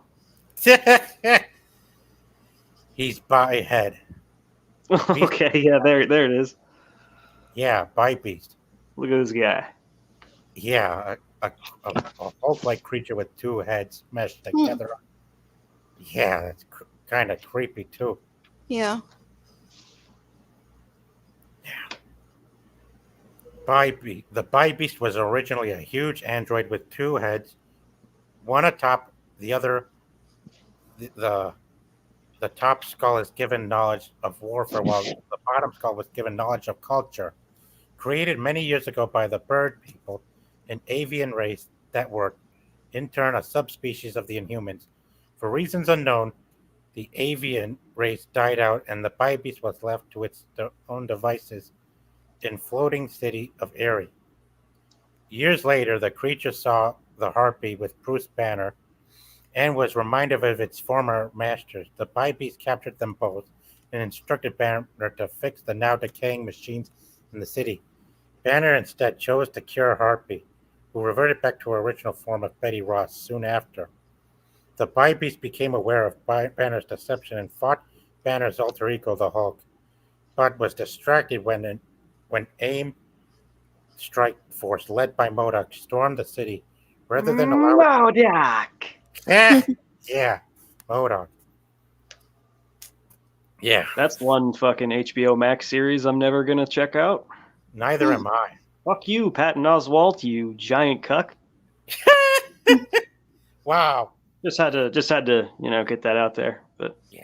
Rather than allow its home to be captured, bi-beast activated a self-destruct mechanism and perished in the explosion. Unbeknownst at the time, the Burden people had constructed a second bi-beast, which did survive the explosion and continued to be a threat to Hulk and other superheroes. When the original bi-beast destroyed Sky Island, a cylinder containing the second bi-beast was ejected from the city at the moment of the explosion. It landed in the ocean and was retrieved by SHIELD helicarrier. Once on board the helicarrier, bi-beast awoke and, imbued with the memories of the first, took control of the helicarrier in hopes of using it to destroy several major cities worldwide. General Thunderbolt Ross realizes the danger and forcibly inserted Bruce Banner into the helicarrier to fight the bi-beast as Hulk. The fight ended with both creatures falling through an opening activated by SHIELD and plunging into the ocean. The bi-beast disappeared after this fight and was assumed to have drowned. and they never saw him again. Until several years after the fight. The bi-beast emerged again and began to capture naval ships to recreate Sky Island. He turned the crews of these ships into his loyal servants to create himself an army. His plans were foiled when the latest vessels he attacked turned out to have Thor on board. In his human guise of Dr. Donald Blake, who you never see in the movies except when Thor used it as an alias to get out of the Shield base. Oh yeah. Yeah. Mm-hmm. Thor was able. Movie. Yeah. Go on, Emily. Thor's an underrated movie, the first one. Yeah. Thor was able to defeat bi-beast and free the enslaved crew members. Bi-beast was freed by his secret ally, the Man-Beast. But both villains were defeated by the combined efforts of Thor and Iron Man. For a time, the bi-beast was a prisoner of the stranger on his laboratory world. The creature also battled the Thing and Squirrel Girl. At least one incarceration of the bi-beast died on Battleworld when the stranger was posing as the Beyonder. Bi-beast spent some time in Begalia as part of a nation of supervillains dubbed the New Masters of Evil. Sometime after this, the bi-beast was summoned to Las Vegas through the Wishing Well of Tyrannus, along with Wendigo, Fin Fang Foom, Umar, and Armed Cheeton to fight Hulk. In this battle, the creature teamed up with the Wendigo to use Well's power to allow them to grow to about 30 feet tall. Despite their new size, Hulk still defeated them both. Bybeast was then imprisoned along with armed Cheetah in the Dark Dimension by Umar until Tyrannus and Fin Fang Foom raided the dimension, allowing them to escape the chaos. For some reason, he also joined the Sinister 16 as a flunky of the Owl. I love Bybeast that later, just for some reason. yeah, Sinister 16. That's way too challenging for people in Hollywood to even bother with these days as well, and especially in its current state. Bybeast later turned up as a prisoner in the secret supervillain prison Pleasant Hill. Wow. That's an ironic name. Yeah. Yeah. Yeah, I was looking. Sorry, go ahead. Yeah, Bybeast was also one of the villains you fight in the Hulk game, and you also see him in the animated shows after that, including the Marvel Disc Wars anime series as well. I mean, there's still plenty of potential in this character too. You know, for a live action movie appearance, even Oh, by I'd love to see him in there, especially since apparently he has a habit of arguing with his other head. yeah, that too. Bybeast. And here's this one from the anime series, Earth 14042. Quite cool. Very cool. Very cool. Cool design. Mm-hmm. And wow, look how big he was when he was fighting the Hulk. Hmm. Way bigger. Big boys. Yeah. First, Thor is a good fish out of water style movie, and then they lost a bunch of goodwill with the Dark World. Yeah, that's true. A lot of goodwill was wasted. Honestly, like with this slate of MCU movies we got past Phase 3, I look back at Dark World and I'm like, it's not that bad. Yeah. Same here. Yeah, Dark World was way better than what we got out of Ragnarok and Love and Thunder. Mm-hmm. Yeah, and I I like Dark World more than Love and Thunder. yeah, and it's easy. it's so far the only Thor solo film that respects the titular character, more respectful than what we saw from the first. If you know what I mean about, when he was banished and got taken out easily by a girl, and then how he behaved and stuff. Yeah. Yeah, no, I mean, Ragnarok definitely laid a lot of the seeds for like, oh, Thor's the funny guy now, which is like not really his bag. Like he's supposed to be very kind of forthright and like kind of genuine. Like he doesn't really do the whole. I mean, he is funny, but if he is funny, it's accidental. He's not in on the joke. Right. Agreed. Yeah. Yeah, I know. Should we cover the leader? Since I don't know if we've touched on him yet. Absolutely. Oh, Sweet. One more thing. Yeah. Feel free to read this for me while I read. Oh, I got it.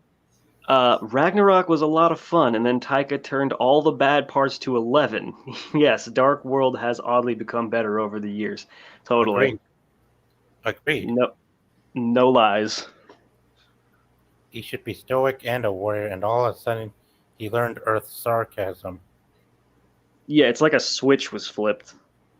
Because Totally. Taika just got in there and was like, I don't give a fuck about any of this. It's jokey jokes. Yeah. I'll ruin your franchise in a minute. No, thanks. At least you're honest about it, I guess. Mm-hmm. Yep. Oh. Mm-hmm. Care to read this one, Emily? Never watched the other Thor movies past the first one. Never really had a chance to. Yeah. Oh, yeah, and here's this one. Poor Christian Bale. Yeah, Oh, yeah. no, for real, Lilith. Like, he was way too good for that movie. I don't even know. Yeah, they should have gone with another villain for that movie instead of Gore the God Butcher, especially since especially with Null on the horizon in the next 24 days for Venom 3. And I can't even believe the rumors about him and Venom appearing in Spider-Man 4 until I see that movie, guys. You know what I mean? Yeah. Oh yeah, I mean, I'm not trusting shit until I see it on the screen, which I probably won't because I don't plan on seeing an MCU movie for the foreseeable future. Yeah. And now we will finally come up to the leader. Let me bring him up Let's go. and hit the leader, Samuel Stearns. And look who plays him, Oh yeah, that guy. Tim Blake Nelson. To me, I say this was his best role in any big blockbuster film, despite the numbers of the 2008 movie not being more than $500 million. I mean, Tim Blake Nelson, I kind of find is some kind of kook and stuff, but here in this movie, he was definitely straight up his mark. I mean, Yeah, I thought he did well in the role. he sure Being has. that kind of enigmatic science man. That's the thing. I would have liked to see more of him, but I guess I got to see Captain Falcon America Man to do so, which I'm just like not willing to do at this point. Yeah, yeah, yeah. He in the movie was, yeah. Speaking of Stearns, we need to bring him up and study him too. All right. Let me check. Let me check him up. I guess. Hang on. Marvel fandom. Let me just get us out of this page and bring us over to the next one. Oh, I called Null from the first trailers months ago. Still surprising though that he's one of my favorite villains, and Venom movies haven't been good to the villains. Nope. No, I heard they fucked Carnage right up. Yeah. Yeah, and they put your 20 minutes of screen time from the movie too, which kind of made it difficult to flesh the character out as well. Mm-hmm. Yeah. Now, Samuel Stearns, aka You look so scared. Yeah.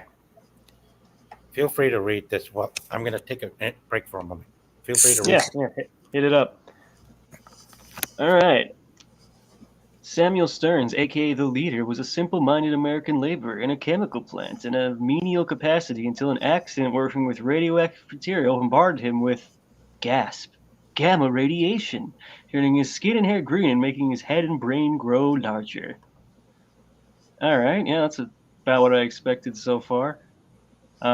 Declares Hulk as his arch enemy because brains over brawn and all that.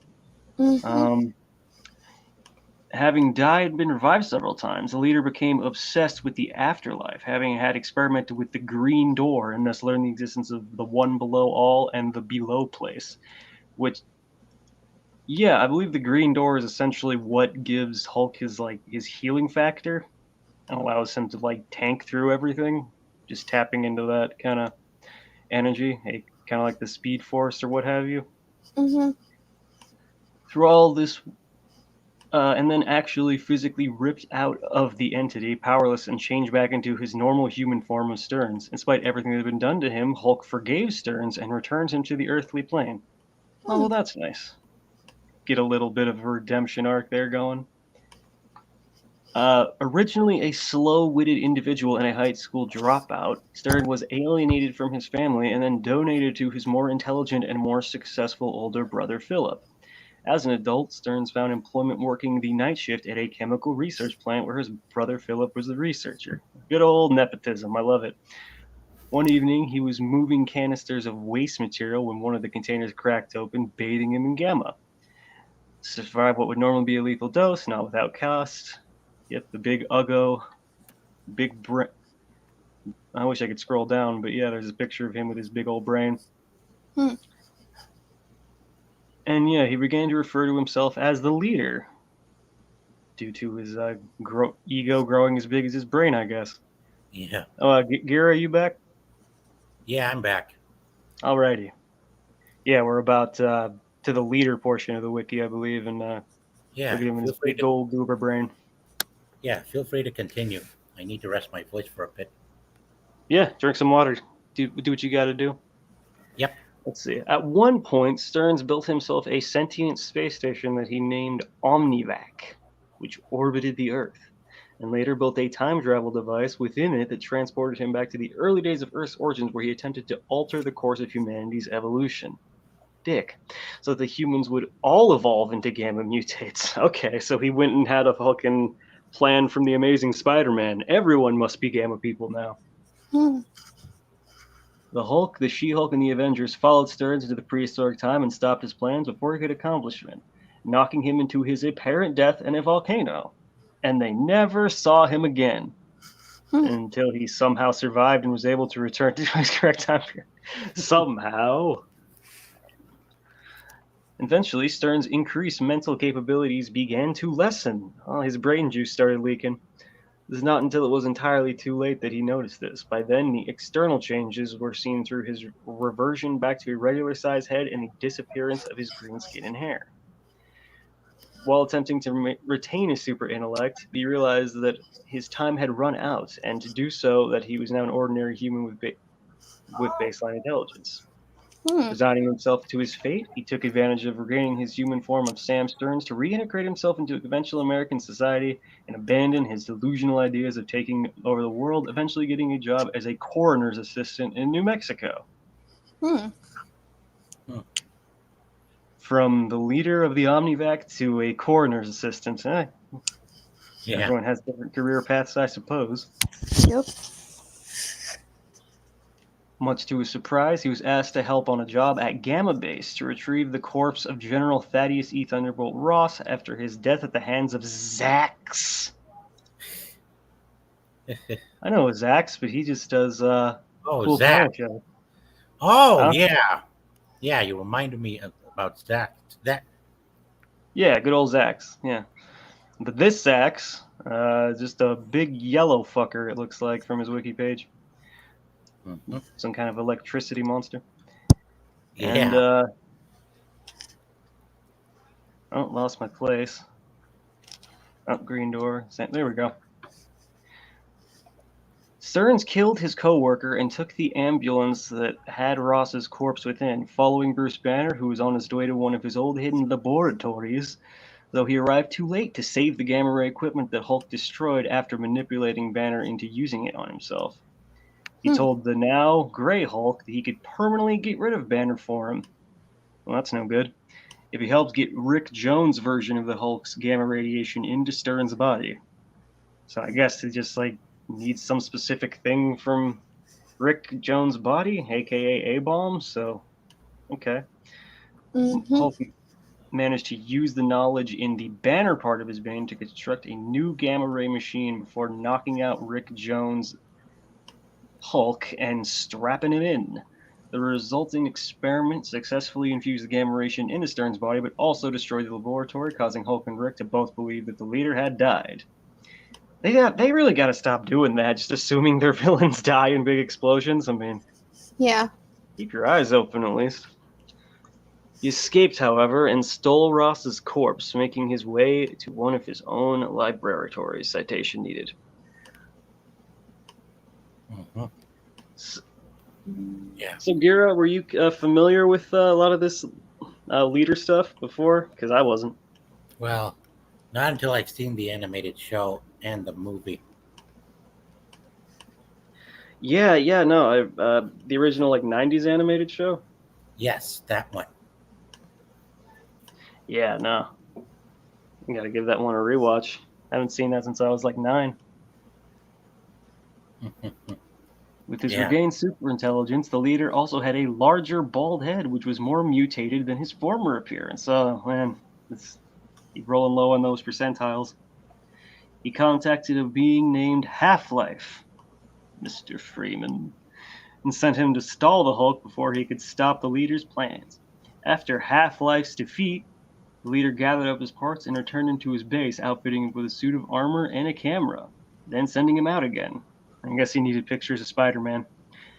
He knew that the Hulk would ultimately win the fight, and so recorded a message to him which he would later leave. He developed technology around this time that was capable of returning life to dead bodies. Whoa. Man, that's the applications. Holy shit. Through the procedure resulted in him being in a walking coma, basically a life without a mind. Mhm. Well, I know I've felt that way a couple times in my life. Yeah. Are you able to continue? Yeah, I can get going. 2 former Hulkbusters were convinced to join the leader's ranks and were transformed by him into Rock and Redeemer 1, who are apparently Samuel John LaRoquette and Craig Saunders Jr. Sent 2 of them to steal a gamma bomb from a U.S. government facility, then had them plant it in Middletown, Arizona. More bomb planting going on. Taunting the Hulk with the fact that there was a bomb that would go off in mere hours. Yeah. Got a 24 situation going on. The leader waited for the Hulk to find it before sending Rock and Redeemer to fight him. In the resulting battle, the Hulk was weakened but triumphant because Hulk is strongest, reaching the bomb with only minutes remaining. The leader, being a sore loser, had teleported himself, Rock and Redeemer, away before manually exploding the bomb. Oh, so he just said, fuck the timer, I'm just going to hit the button. The leader had shield generators installed around the town, keeping the blast contained, but at the same time killing 5,000 people and decimating what would later become known as Gamma Town. Wow. Gamma Hot Town. damn. Yeah, I've never heard of Gamma Town before. I'm assuming that's like got to be the setup for a whole comic series by itself. Yeah. There were only 5 survivors, who were then rounded up by the military. The leader hijacked the vehicle containing them and took them to his under-the-ice town of Freehold, which, if you're being imprisoned there, isn't a very apt name, but the leader had been populating Freehold with radiation victims, both great and simple-minded alike, but this time knowing that some form of total annihilation was due to happen on Earth by the various world governments sometime in the future. Freehold would then survive, and they would repopulate the Earth, because that always works out. Because of his generosity and kindness, people loved him? Citation needed on that. When the leader next surfaced, he had sent the UFOs, oh god, to break into the Pantheon's headquarters at the Mount, seeking an audience with, and I'm going to butcher this, Agamemnon. They arranged an agreement the Pantheon would render aid to Freehold if and when it ever came under attack. He then approached Rick Jones with an offer to revive his dead girlfriend, Marlo Chandler. What do you guys think the over-under on Marlo being turned into a gamma monster is? I'm going to say high.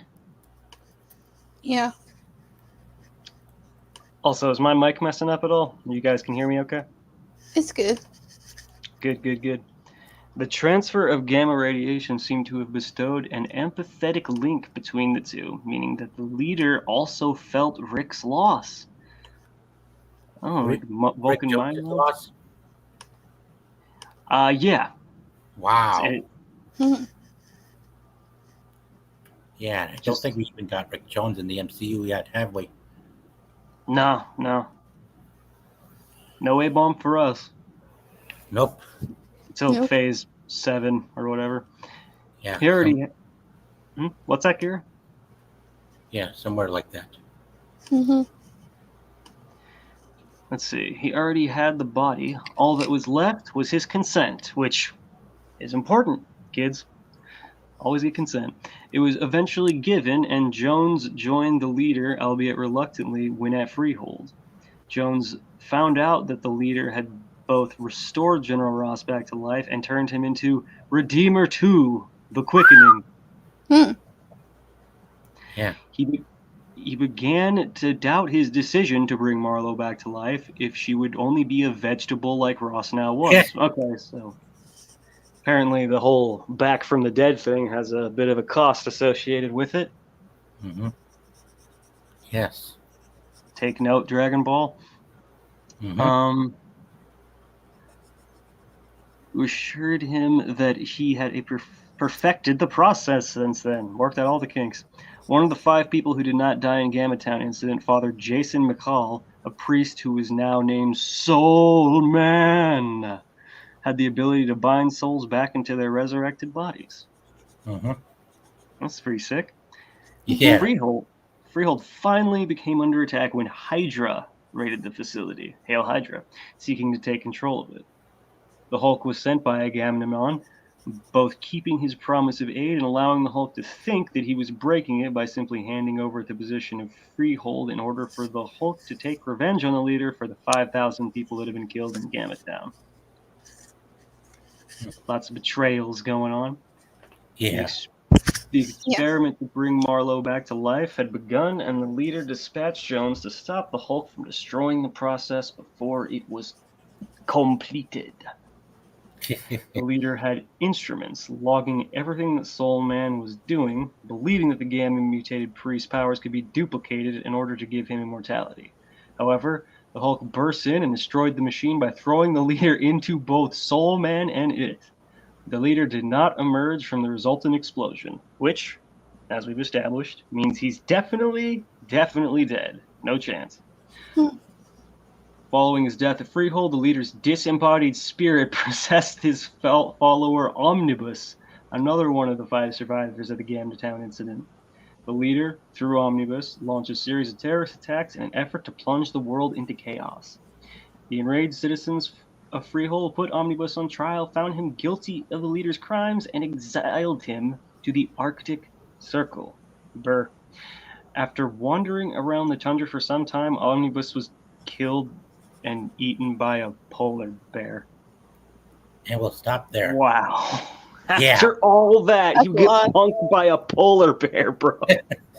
Yeah, the omnibus. Yeah. Holy whew. That was a mouthful, but Yeah. Quite a I gotta lot. say, this whole stream has really made me want to check out some back issues. Mhm. Because that Gamma Town stuff sounds wild. That sounds wild, yeah. Yeah, really wild. And speaking of Zax, he's quite a remarkable supervillain from the Marvel comics. I mean, a juggernaut, Electro Beast, and an adversary of the Hulk. Wow. Could you Mhm. imagine? I mean, could you imagine any of the Avengers coming up against this guy without Hulk? I mean, I'm sure they Yeah. were able. I'm sure they were able to subdue him in the cartoons, but one of them alone, they would not last long. I mean, No, Hulk. no. Iron Man would get dunked on by this guy, I think. Yeah. Yep. Yeah, Hulk was capable of taking him on. I mean, wow. Beware the blip. Well, the Zax, of course. Yeah. Yeah. Hulk fighting Zax. Wow. Zax. I definitely got to study this character too. See what we know about him. Hang on. Hang on. Hang on. Hang on. Let me get. Hold on. Hold on. Let me get back. Let me get. There we go. Okay. Let me get the screen back up.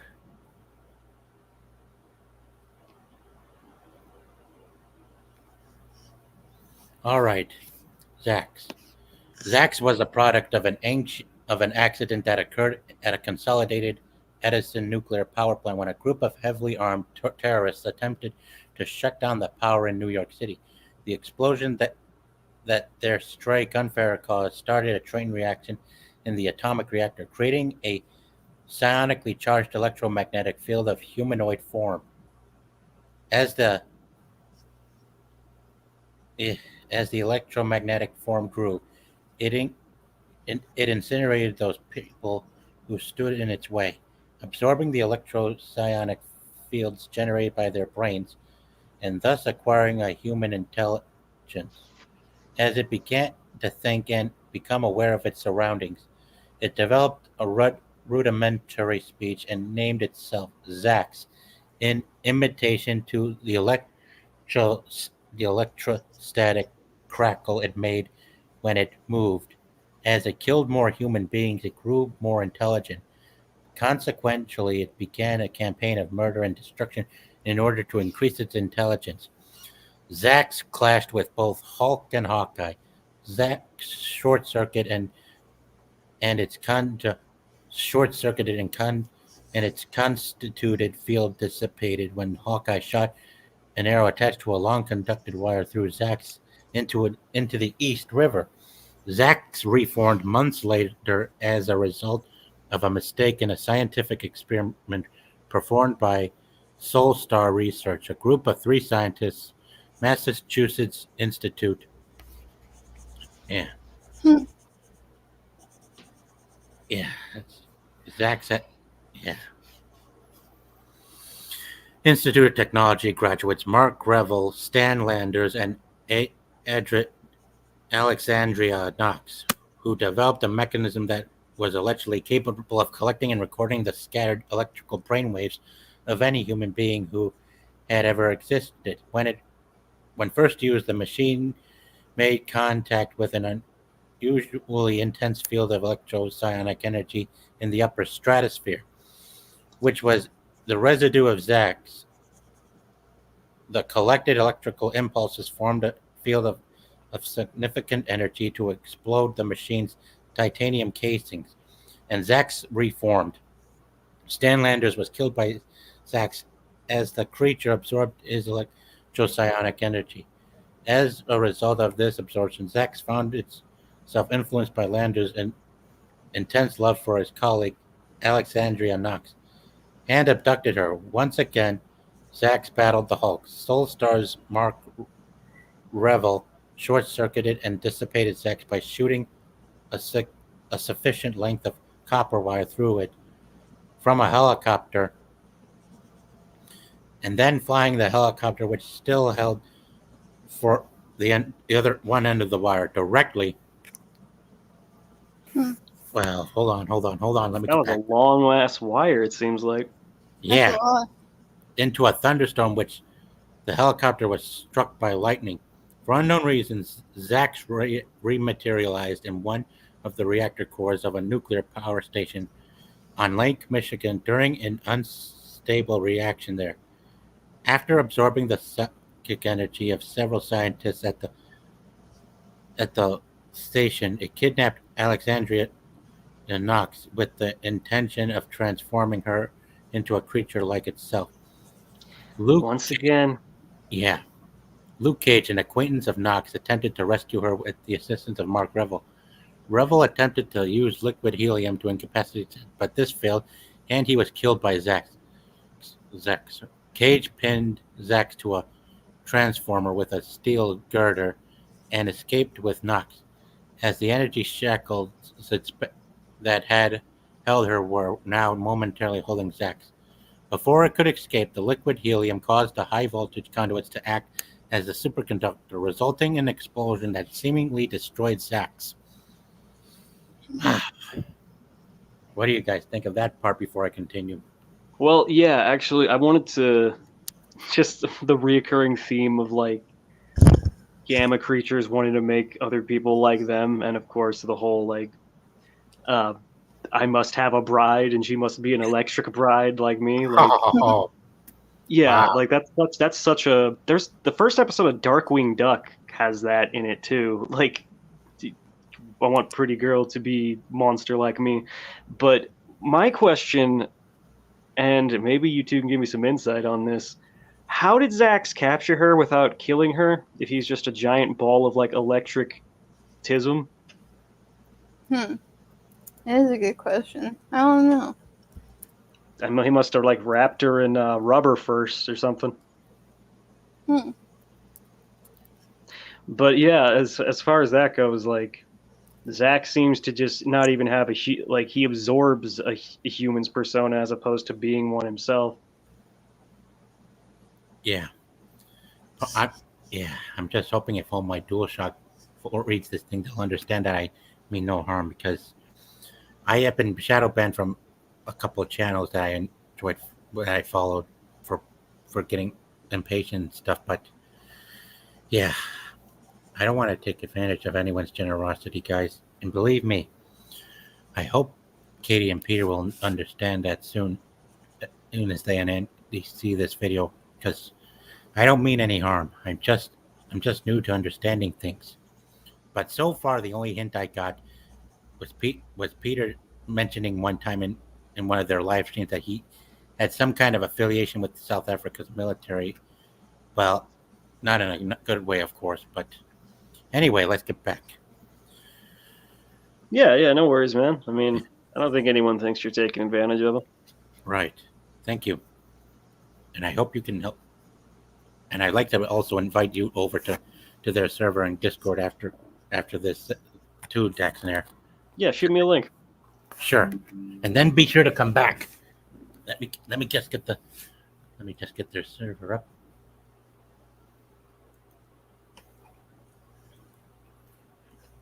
All right. Let me just post it here. Nice. When were you planning on wrapping today? Well, I don't have much left. All I have left after this one are the you folks. But Yeah, sure. let's get through that, and then I'll probably head out after. Sure. But first, let's finish up. Finish off Zax. Yep. Later, when Stark International constructed a laboratory for Dr. Bruce Banner, who was also the Hulk, the company made the mistake of purchasing a central power core from the now defunct Soul Star Research. When the generator was hooked up, a sudden surge of electromagnetic discharge brought Zax back into existence. The mechanics of this reemergence of Zax have never been adequately explained. Presumably, a portion of Zax's electro-psionic field lay dormant in the device which powered Soul Star's previous experiment. After a brief battle, the Hulk, who at the point retained Bruce Banner's intelligence when in his superhumanly strong form, ran power cables through Zax which were connected to a generator which drew its power from stellar and quasi-stellar sources. The Hulk reversed the generator's polarity, sending Zax out into space. Zax reappeared, re-emerging from high-voltage lines connected to a California nuclear power plant. Exactly how Zax reformed this time is unknown, but its recreation is probably, at least in part, the work of Franklin Hall, who sought Zax as an ally. And Franklin Hall was also Graviton, the supervillain that controls gravity. Mm-hmm. Oh yeah,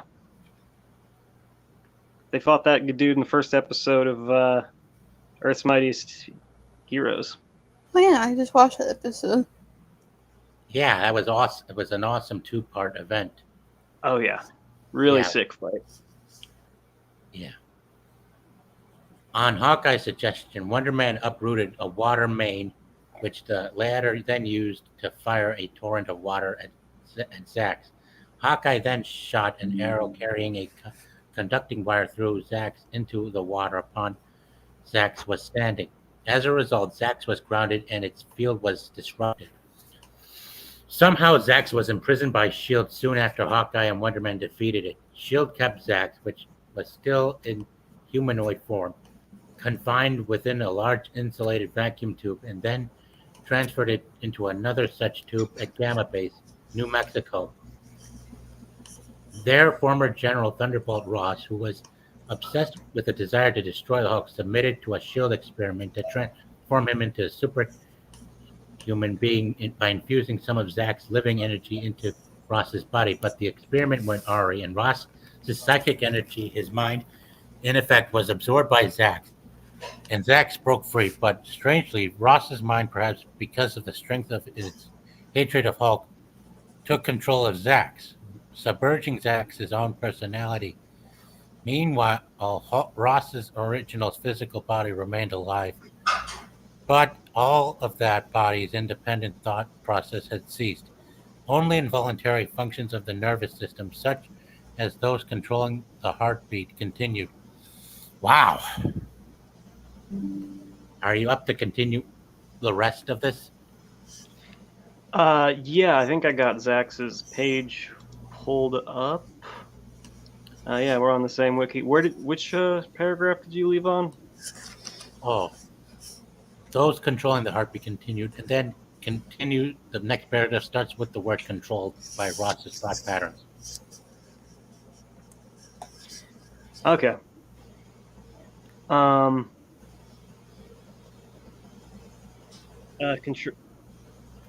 Sorry if you already read this. I'm a bit scattered right now. Controlled by Ross's thought patterns, Zax tried unsuccessfully to kill both Bruce Banner and Rick Jones, who had recently become a Hulk-like monster himself. Zax's own consciousness resurfaced briefly and fought for dominance of its physical form with the Ross persona. But the Ross consciousness again took control. The Ross persona had apparently begun unbalanced by its absorption into Zax, and when Banner forced it to recognize it inhabited a monster's form, the Ross's persona was horrified. Still controlled by Ross's consciousness, Zax fled. Eventually, Ross's mind returned to his original physical body, bringing much of Zax's living electricity with it. But now a new menace had come to Gamma Base. The grotesque mutant, the Nevermind, which seized upon the heads of humans' victims and drained life energy from their bodies, killing them in the process. Ross watched as Rick Jones, in his Hulk-like form, tried unsuccessfully to defeat the mutant, which was menacing Betty. To save Betty, Bruce Banner hurled himself in the mutant's path and thereby himself became the mutant's victim.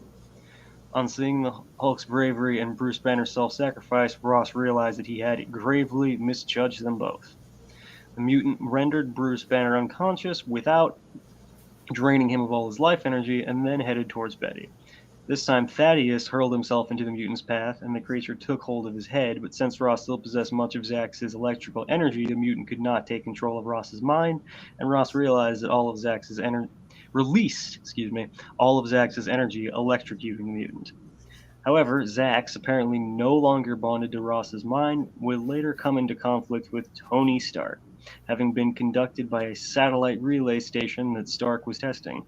At this time, Stark was able to devise a means to short circuit Zax and release him into space. It is not clear whether this took place before or after the death of Ross. Regardless, Zax has continued to menace humanity on many subsequent occasions. Okay. Nice. So once again, Zax is kind of like responsible for Thaddeus's redemption arc, I suppose. Yeah. I think that's a good place to leave off on the Zaxter. Yep. Mhm. And now we come to one more set of characters who pretty much mirror the Fantastic Four. Let's go. The UFOs, who I find quite an interesting set of potential enemies. Yeah, the UFOs. Hmm. Oh, these muff. Yeah, they rival the Fantastic Four by being a supervillain team of four with three men, with one intelligent, one arrogant, one a juggernaut, and one of them is a woman. Yeah, Hmm. yeah. I think we ought to. Yeah, these guys are also members of the Hoods gang too, along with Shocker. Quite the potential. Shocker. Yeah. Now let's head over to this. Let's head over to the Marvel wiki site to study them. Sure.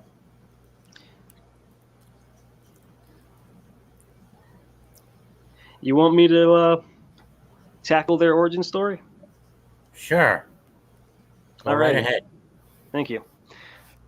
In an attempt to duplicate the creation of the Fantastic Four, these four power-hungry individuals went to great lengths to copy the accident that created the FF, even hiring the engineers responsible for creating the original shuttle to try to copy it exactly. The attempt succeeded, but the project was interrupted by Bruce Banner, who discovered their ground control facility and was able to bring the shuttle down because he thought it had been exposed to the cosmic radiation by accident. Despite gaining power, the four immediately attacked Banner once they landed, believing they could have gained even more power if he hadn't interfered, but were defeated when Banner transformed into the Hulk. Their new powers no match for Banner's raw strength and their lack of coordination as a team. They were defeated on this occasion, but went on to become the super criminals known as the UFOs. Oh man, that name is goofy as hell. The UFOs escaped from the raft when Electro instituted a mass prison break. Alrighty. Yeah, just like he did in the Spider-Man game from 2018. Oh yeah. They did borrow from that event, didn't they? That Yep, 2018 game. Nice, yep. nice. Mhm. Love to see it. The UFOs became part of Norman Osborn's new initiative as the team for the state of North Carolina, proving themselves loyal to both Hood's army and initiative. Yeah, but Fucking Norman Osborn, always uh, fucking shit up. The UFOs later play a role in the beginning of Siege. Norman Osborn sent them to fight Volstagg. The resulting clash led to Volstagg destroying Soldier Field, Soldier Field, and giving Osborn the event necessary to start his war with Asgard. War with that? Damn, that's hype. Hmm. They yeah. were also among the first of Norman Osborn's forces during the start of the battle. They, along with Osborn and his forces, were eventually defeated by a large alliance of heroes. So these guys just can't catch a break. Nope. Nope. When Gamma Flight, who were supposed to go after the Hulk, quit due to the obnoxious behavior of their boss, Henry Gyrick. Oh, yeah. Gyrick hired the UFOs to go after the Hulk in exchange for full pardons of their past crimes. I don't know. After getting my ass beat by the Hulk once, I wouldn't want to try that shit again. Neither would I. Yeah. When Hulk popped up while hiding in New York City, the UFOs attacked him and took turns fighting him. That's a terrible idea. The fight was temporarily halted when Vector accidentally sent Hulk flying to New Jersey with his telekinesis. After finding Hulk, X-Ray hit Hulk with anti-gamma rays that eventually killed him. Oh my god.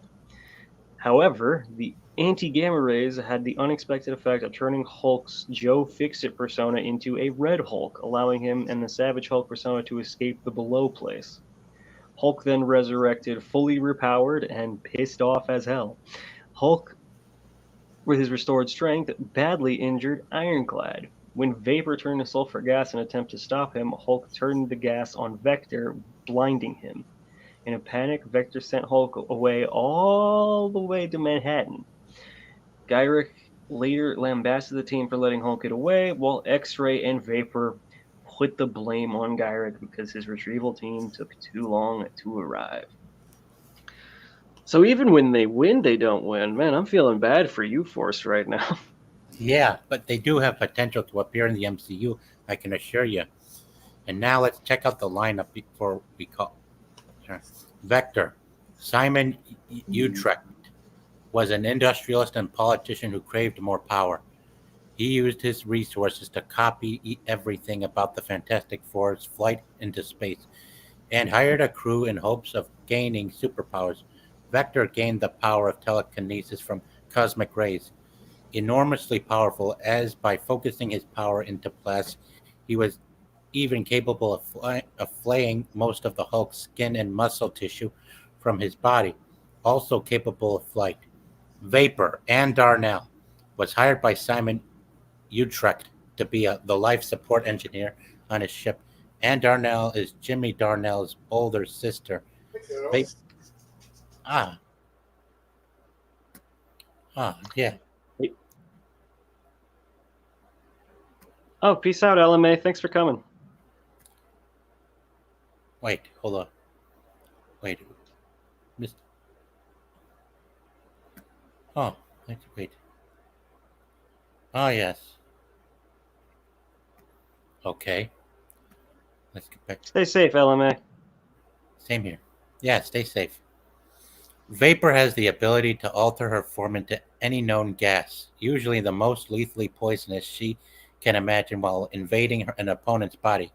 Vapor can transform her fully human state only for brief periods. X-Ray. Jimmy Darnell, hired by Simon Utrecht to be the fuel propulsion systems engineer. X-Ray has been permanently transformed into a living energy field, intangible and immune to most physical harm. Has the power to expel various forms of heavy radiation in the form of very potent blast, shown capable of hurting even the Hulk. X-Ray has the ability to fly and turn invisible. X-Ray is able to emit negative gamma rays that turn Hulk back into Bruce Banner, but this is only effective so long as he is conscious. Ironclad Michael Steele was hired by Simon Utrecht as he is a skilled scientist, engineer, and skilled pilot. Ironclad has been permanently transformed into organic metal. Steel has superhuman strength, durability, and the ability to increase or decrease his own weight, hovering in the air or crushing like a mountain. Wow.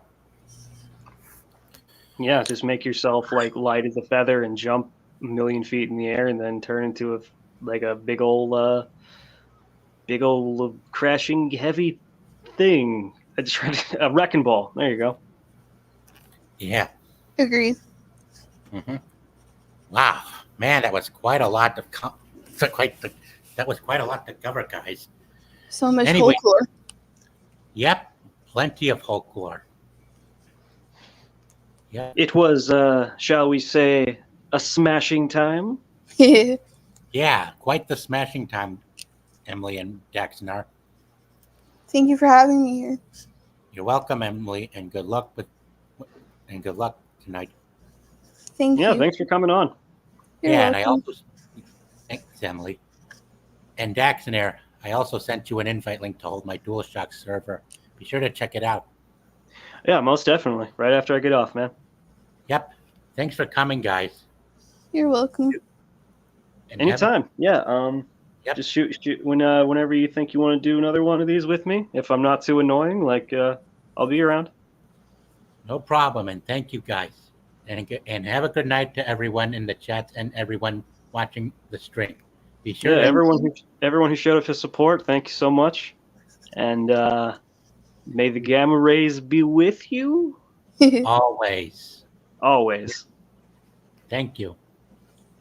Thank you. Yeah, time Peace. to take flight. And peace out.